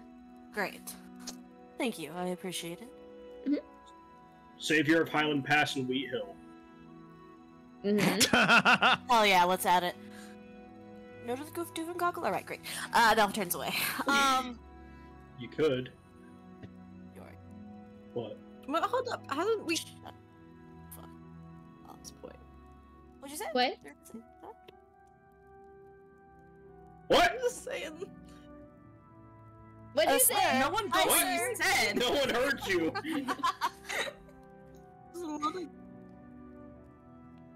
Still didn't. We have got like largely destroyed. Do we want to put down? Oh. Yeah, still standing, maybe. though, What you mean is it's not completely destroyed. You're welcome. It's gonna turn back to the Herald and be like, you know, what you said I think is perfect. What is most important is the Forerunners of Fate and House Forester. There is no lineage to be that is of any importance other than just that. Very well, of course. But there may be a chance partway through the tourney where you do something of note, where the people themselves start calling you. That's how most epithets are founded, anyway. To give yourself an epithet right out of the gate. Well, vanity, thinking too highly of yourself. So, We don't do look at that. in here. It was destined. Very well. Humble. There you go. So, Sir Nalfian Forrester of House Forrester, rulers of the Southern Marches, member of the Forerunners of Fate, and saviors of Highland Pass. Is that correct? Yes. And could you check the spelling on Nalfian there? Everyone did this. It's E. Yeah, okay. Oh, He E-I, fixes very it. well. And Forrester? Correct. Wonderful. And Forerunners. Is Forerunners 2 words or 1 word? Is it It's one. It's Thank you. one, isn't it? It's one word? Forerunners is always one word. One What word? is- One word? Well, some people, they work numbers into their group names. If there were maybe 4 of you. That hasn't been done in a while. It's just like the word Forerunners is a word, isn't it? Yeah, it is. It's like a crisis. You got it. All right. Wonderful. Of course, none of that will be written down anywhere. That is just for my own personal records, but thank you very much for double-checking them. I appreciate it. I look forward to seeing you at the tourney, Sir Nalfian Forrester. Farewell. He turns and leaves. Wow. All right. Is there anything else that I need to know? I just show up and enter when it's my turn? Or...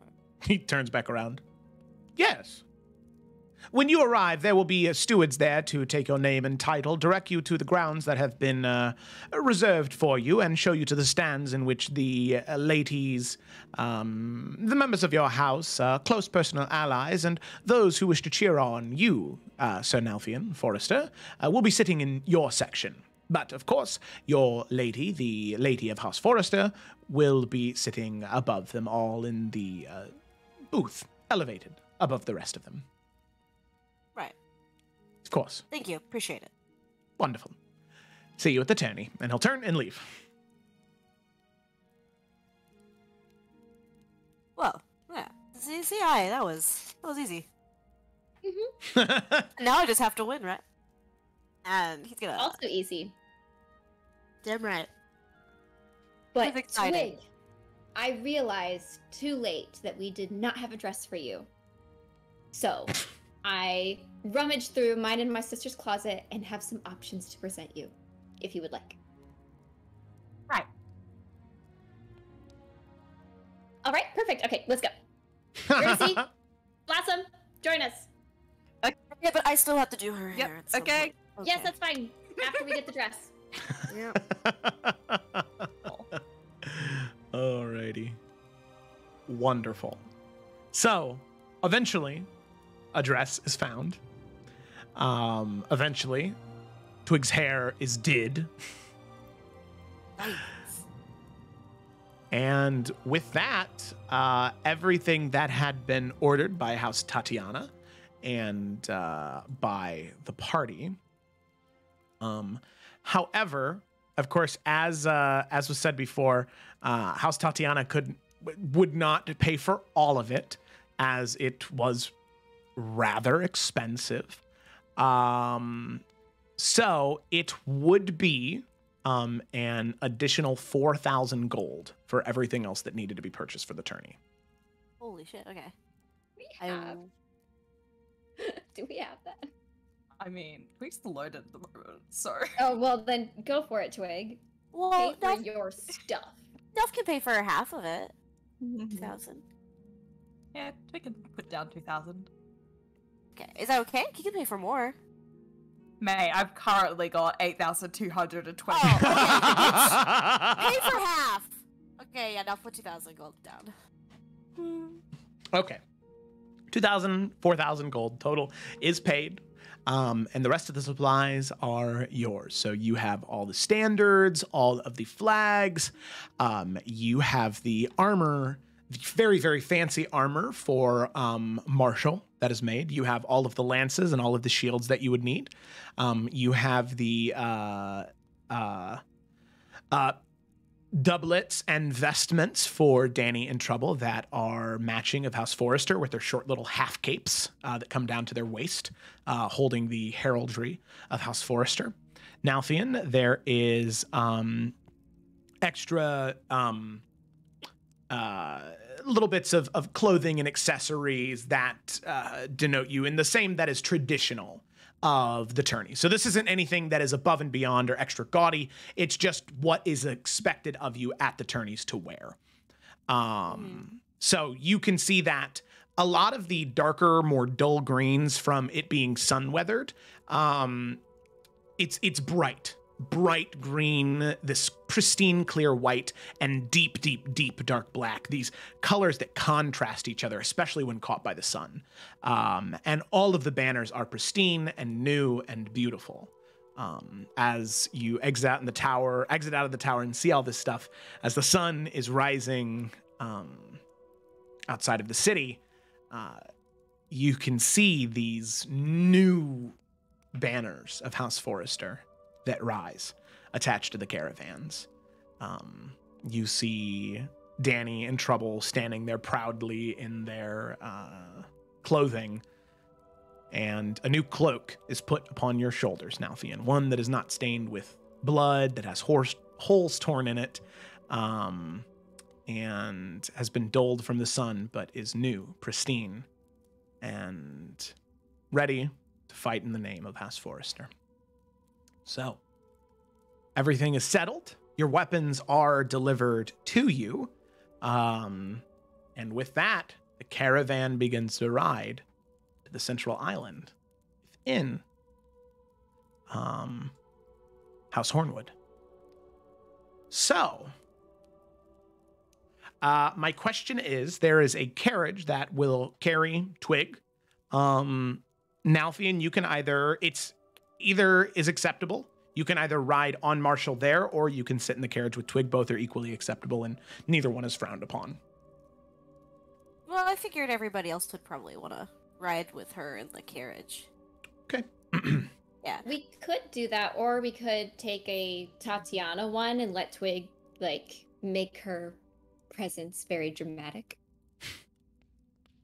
Yeah, have us Do flank that. by House Tatiana. Hell yeah, man. Mm-hmm. We roll it up. Nalf wants to be present, and he wants people to see us to it before we even start. So he'll ride outside. Unless Twig wants him to ride inside with her, he'll be outside the carriage, in the front.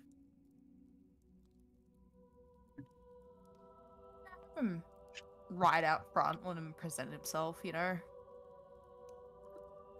Yeah, let's make a meal out of this. Let's go.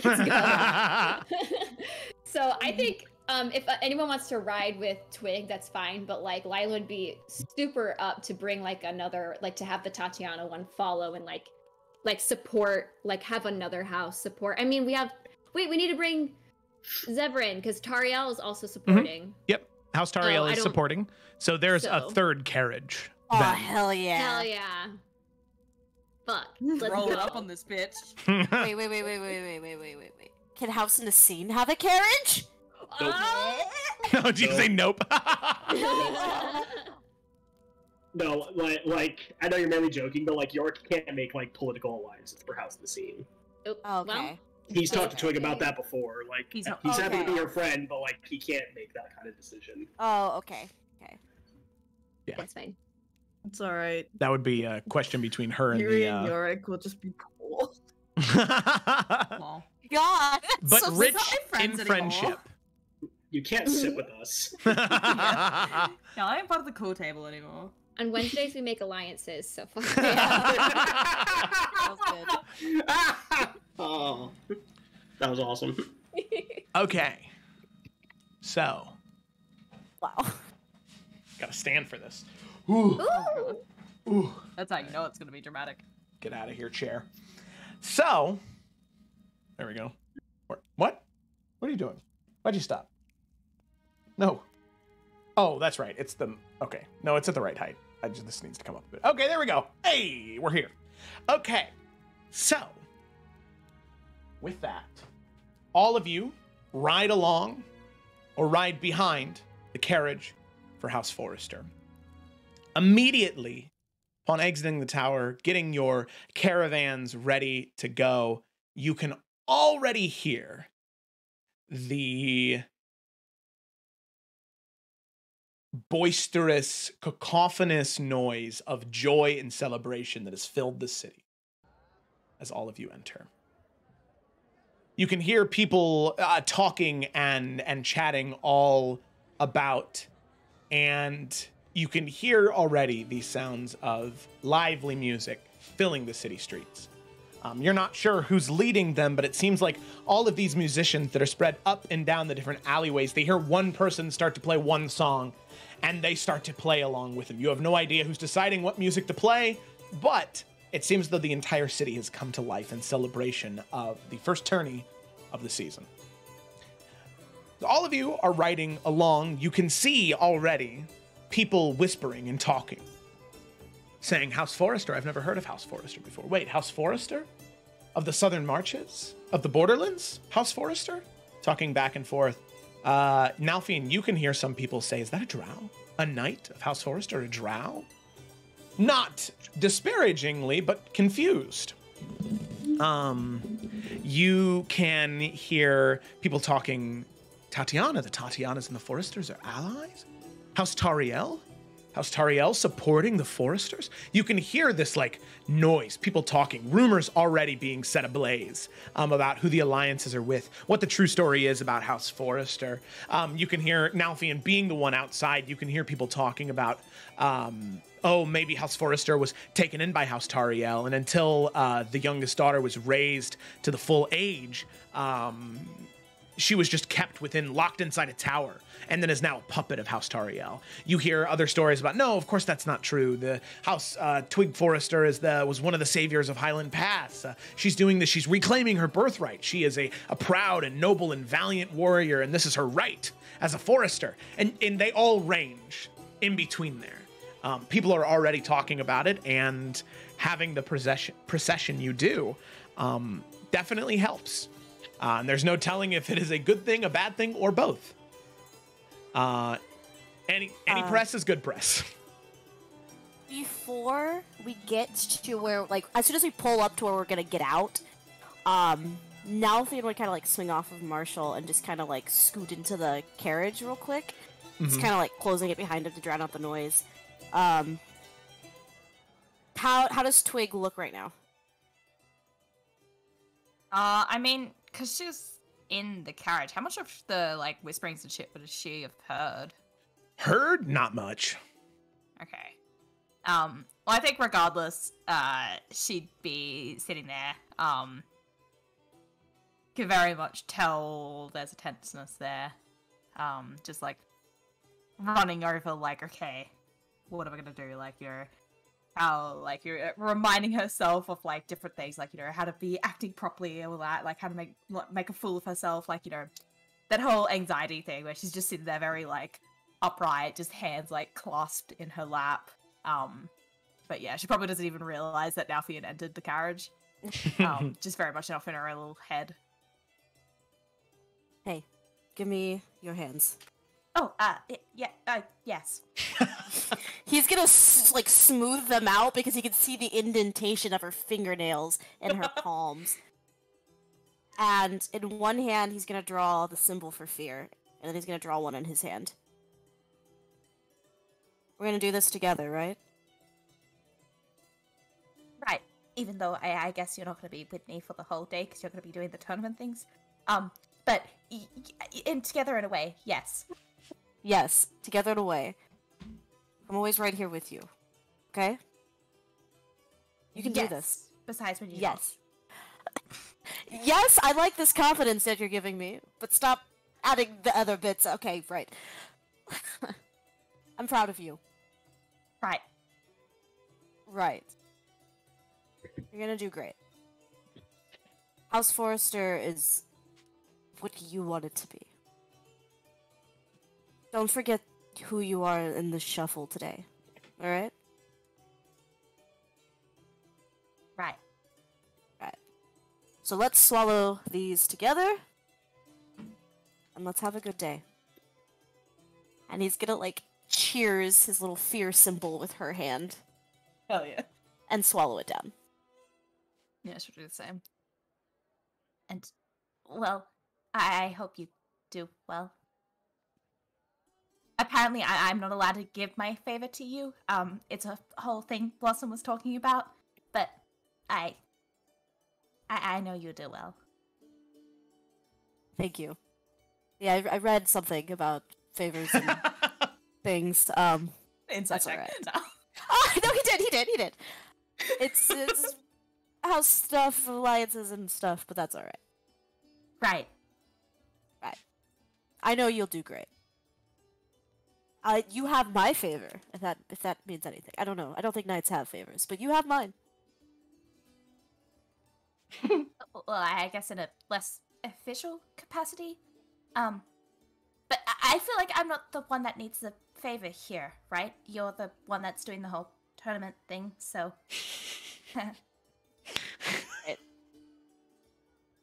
God. You got this, Twig. And he's gonna give her a hug. Right. And... Right. Right. Remember, from deep roots, new growth comes forth. Be that growth. And I'll pop out of the carriage. Okay. Pop out, back, the festivities, and the people. As you do, you can see that there is a steward that greets you and says, "Hello, are you Sir Nalfian of House Forrester, the knight participating in the tourney?" Yes, I am. Wonderful. I will direct your lady and her escort. And he kind of notes the houses. Interesting. I will direct your lady and her... oh my god. Her guest. Woof. Her entourage, her guest. I will direct them as to where to go within the tourney grounds for the opening ceremony. You, Sir Nalfian, if you could just upon your horse with your squires, head in that direction, and wait for the squire to call your name, and then march out slowly. You most likely will not be first, so you'll be able to see someone go before you. Good luck in the tourney, Sir Nalfian. Appreciate it, thank you. Let's go, boys, and I'll turn to the Danny and Trouble. All right. You can see the Manny kind of like looks at your two squires. What?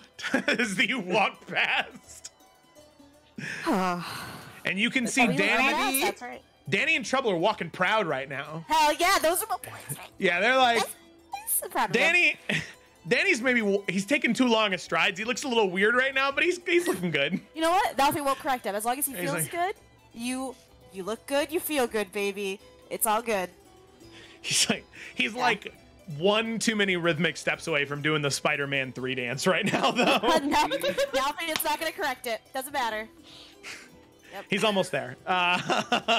So, you head off, and you can see, Nalfian, that the other knights are already here, but we will get to those other knights in just a moment, as you really have no time to talk to them before the opening ceremony starts. So, with that, eventually, Twig, your doors open, and you can see the same man that had talked to Nalfian gestures out his hand to help you out of the cart. My Lady Forrester, it is wonderful to have you at the tourney with us. Please, I will show you and your entourage to your seats. Thank you. With that, you grab his hand, he helps you out, and you can see there are other individuals that come over to the cart for Tatiana and the cart for Tariel.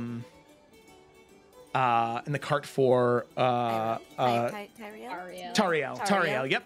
And you can see Zevran, and as well as Lila and Yorick and Eurydice and Blossom exiting out, and they begin making their way towards you, Twig. So you're not alone in this moment as they slowly come up near you, and he says, please, follow me. And with that, you head in to the, so you head officially into the tourney grounds. You can see that there are already tents that are set up. Yeah, this is just a screenshot from The Witcher 3, whatever.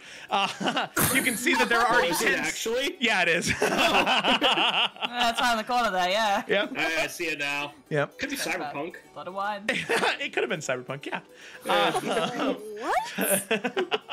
So you can see the different tents and banners set up of the different noble houses that are coming here that are posted up shop all around you. You can see that there are blacksmiths from all around, not just the Riverlands, but from all around Iverion and who knows where, that have set up these small shops to try and sell goods to the knights and noblemen and women and young squires hoping to make some profit off of this. You can also see several different activities as you're walking through to the tourney grounds. You can see food stands, turkey legs, cold drinks. You can see acrobats that are currently performing these feats of athleticism, twirling fire, swallowing swords, cracking whips, and shooting arrows to break these incredibly thin wires to cause these barrels of water to crash and fall and explode. You can see musicians that are playing all up and down the streets, traveling minstrels and bards. You can also see that there are several small elevated theatrical performing areas, and you are able to very, very, very slightly glance and see William Bosserman and his troupe performing some of their works very close to the tourney grounds. But eventually, Twig and the rest of the party, all of you reach the jousting fields. Nobody's jousting right now, but hey, look at that. It's cute. So you can see that there is a long wooden beam that travels the center of this sandy field. You can see that it is ovaline in shape, and you can see that there are 1, 2, 3, 4, 5, 6, 7. It's numbered right there. God, I'm an idiot. You can see 8 different sections within this area that have different banners hanging from them. You recognize the ones of House Harker, red and blue checkerboards with 2 different fishes on them, one in the top squares, the others in the bottom. You see House Holt, which is that of a 4-pointed star with 4 stars off to the sides and colors of purple and gold. You can see that of House Dragu, which is that of a mountain with what seems to be gleaming gems of different colors embedded into it. You can see that of House Kjaldarson, the House of the King, which is that of a blue banner with a golden anvil, and then on top of the anvil is a scale that is currently in balance. And then finally, right next to, or right across from, that of House Kjaldarson is that of House Forrester. You can see the banner of green and black and white with oak trees sort of sprouting out from the banner hanging up. And you can see there are already several people sitting there. No one you recognize, just people that have chosen to cheer on Nalthian Forrester. So, you all make your way up a set of stairs, and you sit in an area that is elevated from the rest of the participants of the tourney, which is, you can see the guide. He is telling you that it's kind of for your own safety, as people tend to drink at these things, and if your knight loses, some people, although it isn't legal, some people do invest money betting against certain knights, and there have been issues in the past, several years ago, where one of the lords of the house decided to sit with the people, and, well, that lord did not lead the tourney. So they found it best to have the lords and ladies and their special guests sit above, separated from them. All right. So with that, all of you sit. However, as all of you are getting ready to walk up the stairs, Yorick. What? The music and everything kind of fades around you as you're looking past the fields, the jousting fields, as you're getting ready to head up the stairs. You can see what looks to be a knight in armor standing maybe 15, 20 feet away from you. This knight in armor is black plate. You can see they have what almost looks to be like a crown of sorts on their head, and it is something that is very familiar to you, as you recognize the misty visage of Taval. And the world kind of fades around you. This darkness spreads out from your feet. Not menacingly, but showing you that you are alone in this moment as time kind of stands still. And you can see off to each corner at this sort of like triangle. They stand. Marmaneth and Akar also appear. These shadowy apparitions, these undead agents of the Raven Queen appear. And they speak to you.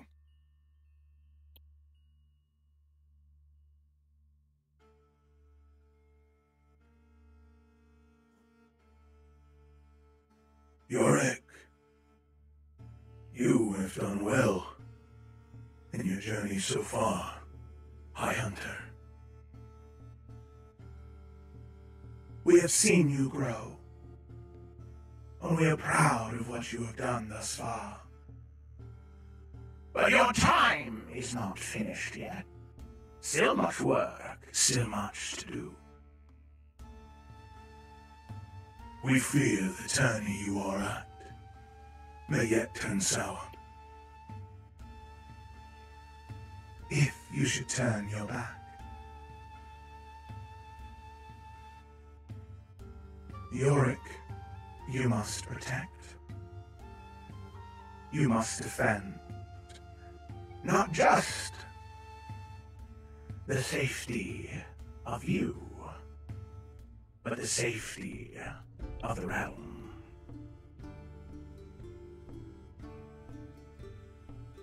Okay. Sorry, was not expecting this today. And like, Yorick knows that this is just them, right? Like, no one can. Like, he knows there's something magical going on. Correct, yeah. You can feel it. Okay. Alright. Okay. Kind of like stretches his neck for a moment. Okay. Mental headspace, good. Okay. What do you need? Tell me what's going on. This is your second task as Hunter. What you must do is discover those seeking to destabilize the realm in this tourney. Search the bloody field that bears the broken shield, and there you will find the first thread that will lead you there.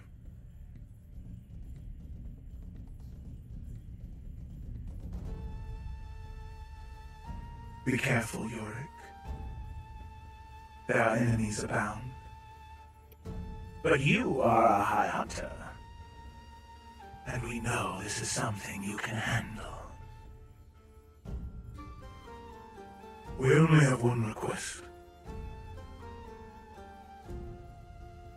We know not who listens, and we know not who strives to destroy the realm. But what we do know is they have eyes and ears everywhere. So this mission must be kept to yourself. Good luck, High Hunter. We know you're capable of this. Remember, search of the bloody field that bears the broken shield. With that, Yorick. Sorry. With that, Yorick, the shadow sucks back away from them, shoots back towards you, and the world returns. As that shadow, that frozen in time feeling is broken. As you're given a mission. While the fighting is happening, or whenever you see fit, you need to find whoever this person is that wishes to destabilize the realm, this individual who has eyes and ears everywhere. And your first clue was to search the bloody field that bears the broken shield. So, with that, you know that it's improper to be out in the rest of the area during the opening ceremony, as the opening ceremony is something that everybody is supposed to be there for as you head up the stairs, ready to keep an eye out. As you know that probably the first bloody field is going to be this area right in front of you, but just have to wait and see what happens there. So, with that, thought I was going to say that's where we end tonight's session. That's not. Buckle up. Only a little bit more, though. Sorry, River. Please hang in there. We're almost done, I promise. Monster. All I'm right. alive. Yes. Okay. It's all right.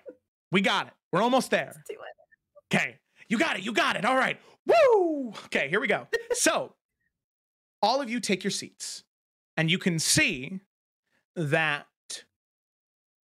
the herald steps out in a central platform at the very back end of the jousting tourney field. And you can see and hear the sounds of music that begin to fill the area. A fanfare played on brass and percussion. As he speaks, all eyes are on him in the opening ceremony. We would like to welcome the individuals of House Harker, House Downguard, House Holt, House Edwards, House Dragu, House Dusak, House Kjaldason, and House Forrester to the tourney. All of you, lords and ladies, have presented who you believe to be the most valiant knight under your service, to begin their journey to win the honor of the Green Lady, an honor that is bestowed upon very few noble, and very few honorable. Live up to the expectations of her. The ladies of House Hornwood wish every knight the best of luck, and may the best knight win. It is my honor now to announce each of the noble knights who will be participating in the tourney on this wonderful day. First, we have Sir Marjorie Harker of House Harker, rulers of the Southern Vale, and 9th daughter of Lord Harold Harker. And all of you can see a woman in blue and red enameled steel plate armor. You can see this is a strong woman who, had you not known any better, is somebody who's been working at a blacksmith forge for most of her life. You can see fiery red hair coming down off of her head and these bright, bushy red eyebrows. A beautiful smile on her face as she waves to the audience and to those attending the tourney as she moves around a full, it would be 180 degrees around the jousting field and stops facing the side away or towards the king. So with the back of the horse to House Forrester. So next up, he says, we now welcome Sir Angela Downguard of House Downguard, banner bearer of House Harker, and second child of Lord Tylan Downguard. You can see another female knight enter into the arena. You can see this woman wearing much more modest armor, not nearly as bright and beautiful, but you can see that what isn't enameled, she makes up for in sort of dangling cloth. and shreds of multicolored cloth hanging down off of her armor. And you can see there's a brief moment where she picks up into a little bit of a faster movement with her horse, and you can see some of those tattered threads begin to float up, creating this almost like a pastel rainbow behind her, as eventually she slows down and follows up right next to Sir Marjorie Harker. Next, we have Sir Jacob Holt of House Holt, rulers of the Northern Vale and third son of Lady Joan Holt. You can see Sir Jacob enter. Sir Jacob is a proud, tall man, not very bulky, not very strong, but he carries himself honorably. You can see that he has this long blue cloak that hangs off of his shoulders. That is this deep sea blue that has these sort of what look to be golden fish that have been embroidered into it that shine bright and sort of gleam against the sun. You can see him do the exact same thing as the other two knights. Next, we have Sir Dickon Edwards of House Edwards, banner bearers of House Holt, and third child of Lord Rickon Edwards. You can see Sir Dickon enter, and you can see there are a few people in the audience that snivel a little bit at his name as he enters. And yep, you got it, yeah, that was intentional. Okay, so you see, some people snicker, and you can see Sir Dickon has a much more muted palette. For House Edwards, it is mostly blacks and grays, but there is this very beautiful gold detail work that is done around the edges of the armor as he follows behind. Next, we have Sir Miriella Dragu of House Dragu, rulers of the Goldstone Peaks and third child of Lord Vermeer Dragu. This individual, you can say most people have a degree of gautiness to them.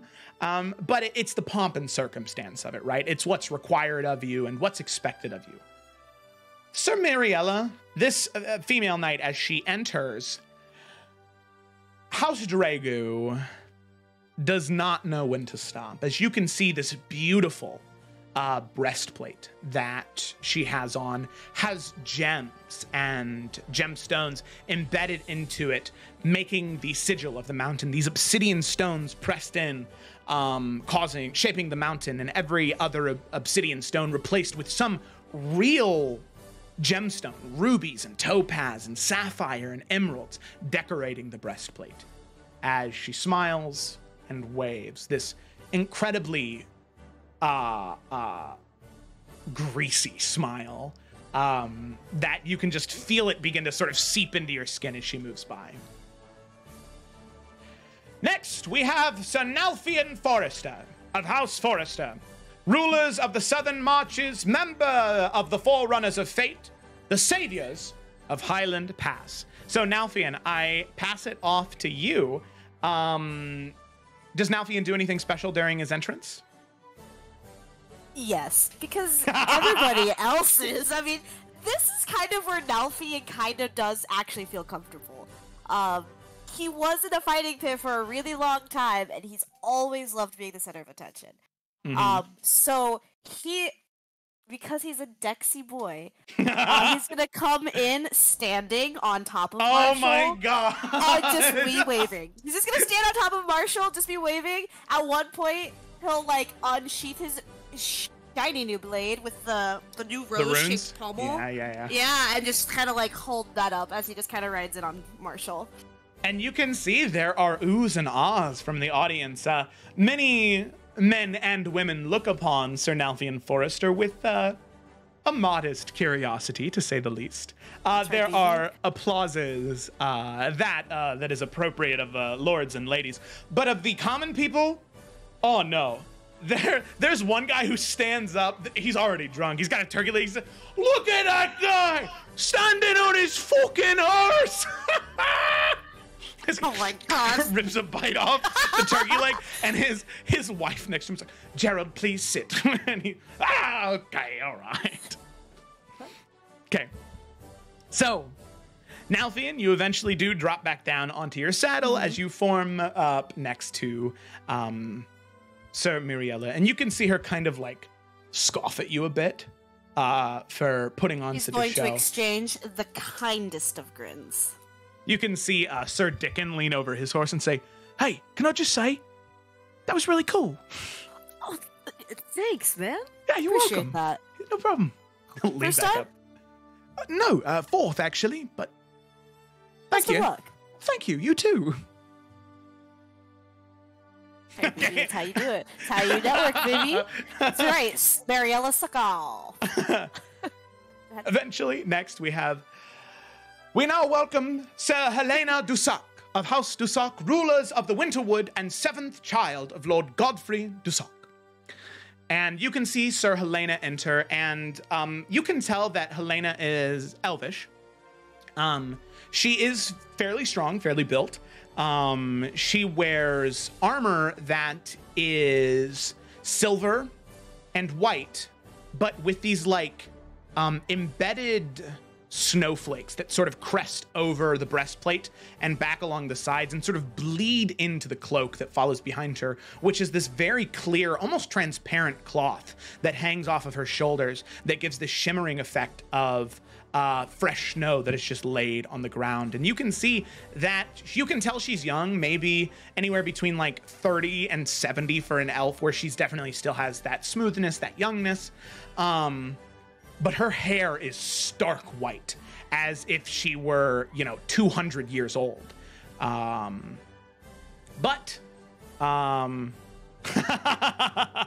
So you can see her ride and eventually line up next to you, Sir Nalfian, and she leans over and says, I just wanted to say that was a very neat trick you did on your horse.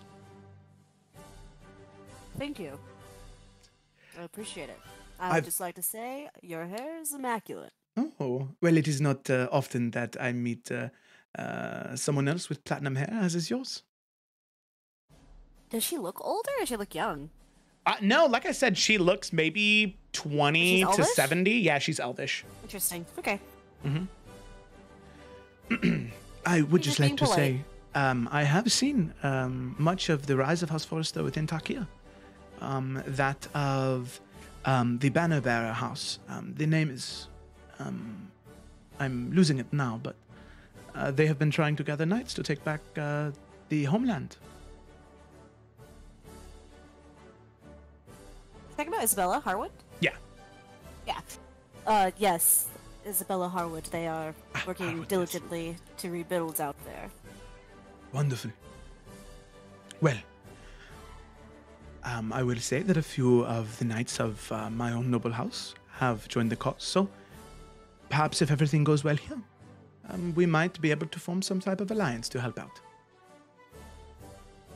Well, that is very much appreciated. House Forrester could definitely use as much help as they can get. Rebuilding a house is obviously not easy, and my lady would appreciate that. And he'll actually extend his hand to shake hers. Yeah. And she'll return the shake. Could he insight check as he's shaking her hand? Yeah, you may insight check. I fucking, it's dark in here and I can't see my face. I should have turned the lights on. Flashlight. 18 plus... I don't think Nalf has anything to his insight. I don't think so either. No, just 18. No. Okay. Christ over here. There is... It's the first roll of the game tonight. Yes, I believe so. No, there were religion checks earlier about the worms. Religion checks. Worms, Yeah. okay. But that's it, I think.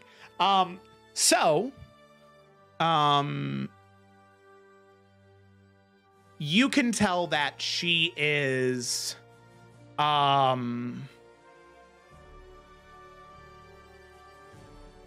she's being kind and honest, but Okay.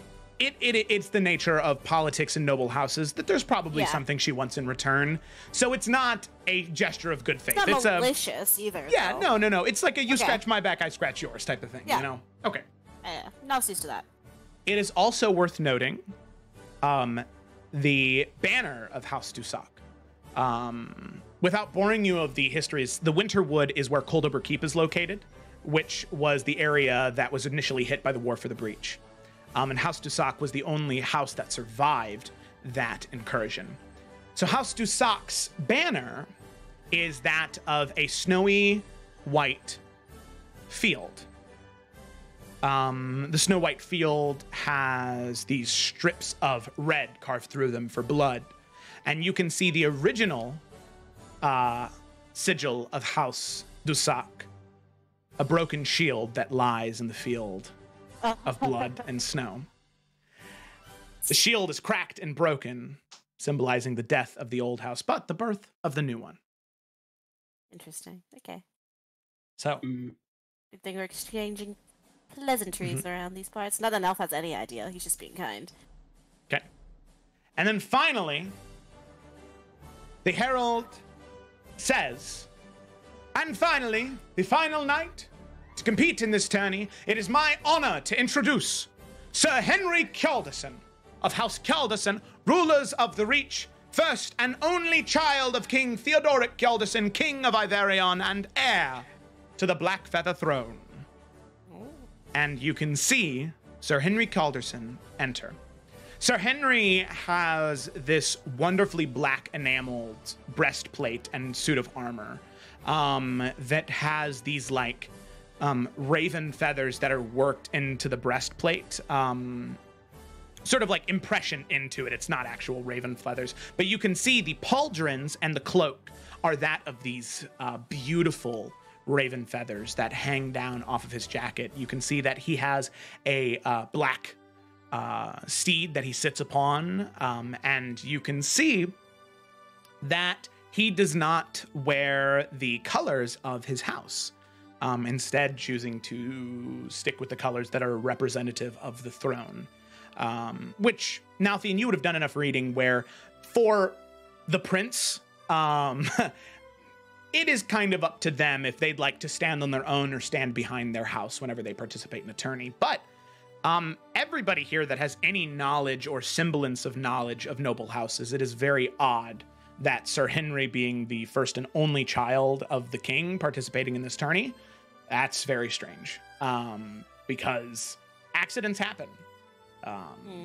And if the king were without an heir, well, that would not end well for the nation. So Nalthian, eventually, he just does these very light waves. He's a very handsome man, has a small bit of stubble around his jawline, and a small mustache. And you can see he is very reminiscent of his father. And it's worth noting that he really does just look like a young version of his father, which I'll go ahead and share him now. So did everybody else have art, or just this guy? Just this guy. And this guy doesn't even have art. It's just the art of his dad. His dad, yeah. But just a younger version of that. So, Prince Henry Kjaldason rides up next to you, Nalthian. As he is the last person. As most people stand and clap for the knights that are fighting, he leans over to you and says, Sir Nalthian, right? Yes. What, does he have like a formal title? Nalthian would know that because he would have researched that. Yeah, my prince.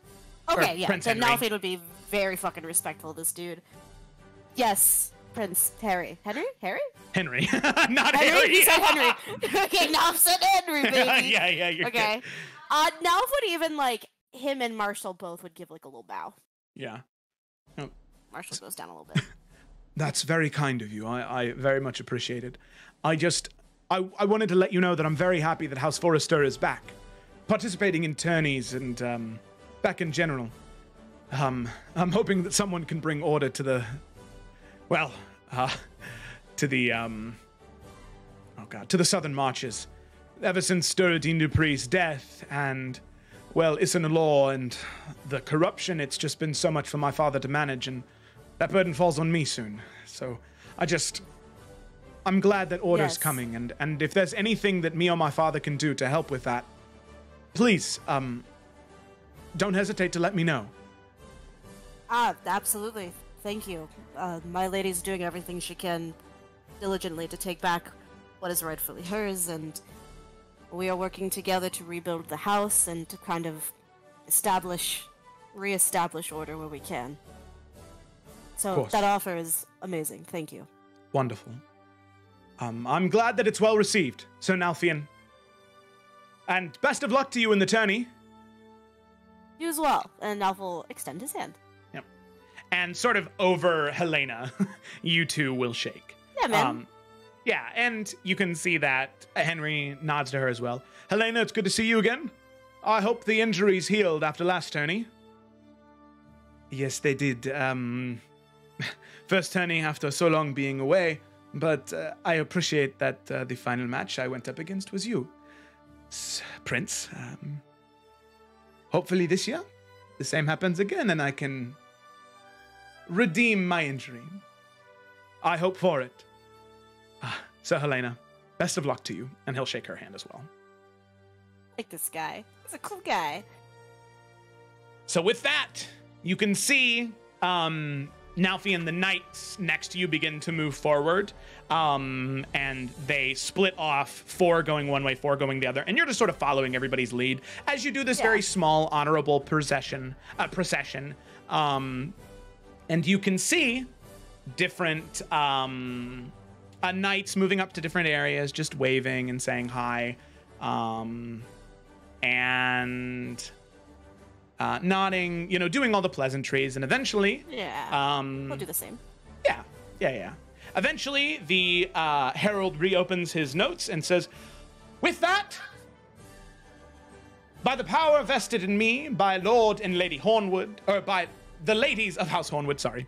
By the ladies of House Hornwood and the divine right to rule gifted to King Kjaldison himself, I declare this tourney to begin. Our first matching is that of Sir Nalfian Forrester versus Sir Dickon Edwards. The rest of the knights are dismissed from the field. Sir Nalfian and Sir Dickon, take your places and ready your squires for the first joust of the tournament season.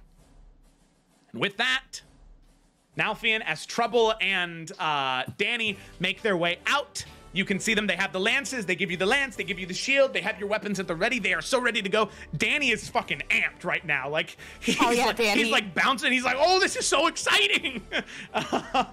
And you can see Sir Dickon, before he heads over, he just gives you a nod and says, best of luck to you, Sir Nalfian. And we'll head off. You as well, friend. And Nalfian's like genuine kindness to this dude. So and then he turns back to everybody else. We're gonna kick this guy's ass, boys. And Let's Danny's go. like bouncing. He's like, yeah, no fucking no, we are. Okay. So with that, the 3 of you make your way around the edge. Well, actually, just you make your way around to the edge. Danny and Trouble make their way back to the very edge of the jousting arena. All of you look upon the tourney field. And you can see the horses begin to kick up the sand beneath their hooves.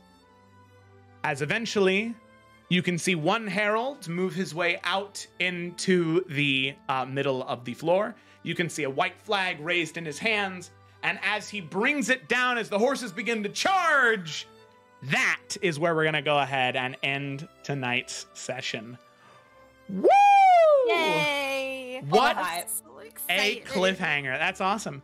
So, just so everybody knows, in the interest of keeping things fair, just as we did for the Kingdoms and Castles tourney, Nalfian will be going up against 4 opponents. 3 of the opponents will be run by Felicity, Gemma, and River. But then the 4th and final opponent, whoever that may end up being, will be rolled by me in the very end of it. And Yorick, well, Yorick is going to have his own private mission to go on as High Hunter. So his first official mission as High Hunter, where hopefully it'll be something that gets resolved and nothing bad happens. Wouldn't that be cool? Needless to say, I'm very excited for the tourney. For everything that could go wrong or right. Oh. I'm only gonna use my Ursa dice to roll because that's my good luck dice. Alrighty, so with that, thanks for watching, everybody. Don't lose to Dickon Edwards. Don't lose to Dickon Edwards. I laughed every time you said it. It's okay. It's one of those things when you write it down, you're like, that's kind of funny. And then you have to say it out loud in the fucking voice, and you're like, that's hilarious, actually. Dickon Edwards. Yo, is that bro truck? Oh, God. All right. Well, thank you so much for watching, everybody. I hope that you enjoyed. Be sure to tune in next week for the continuation of the Isles of Iverion, or next Tuesday for the continuation of the Adventures of the Salamander Coast. Thanks for watching, and we'll see you next time.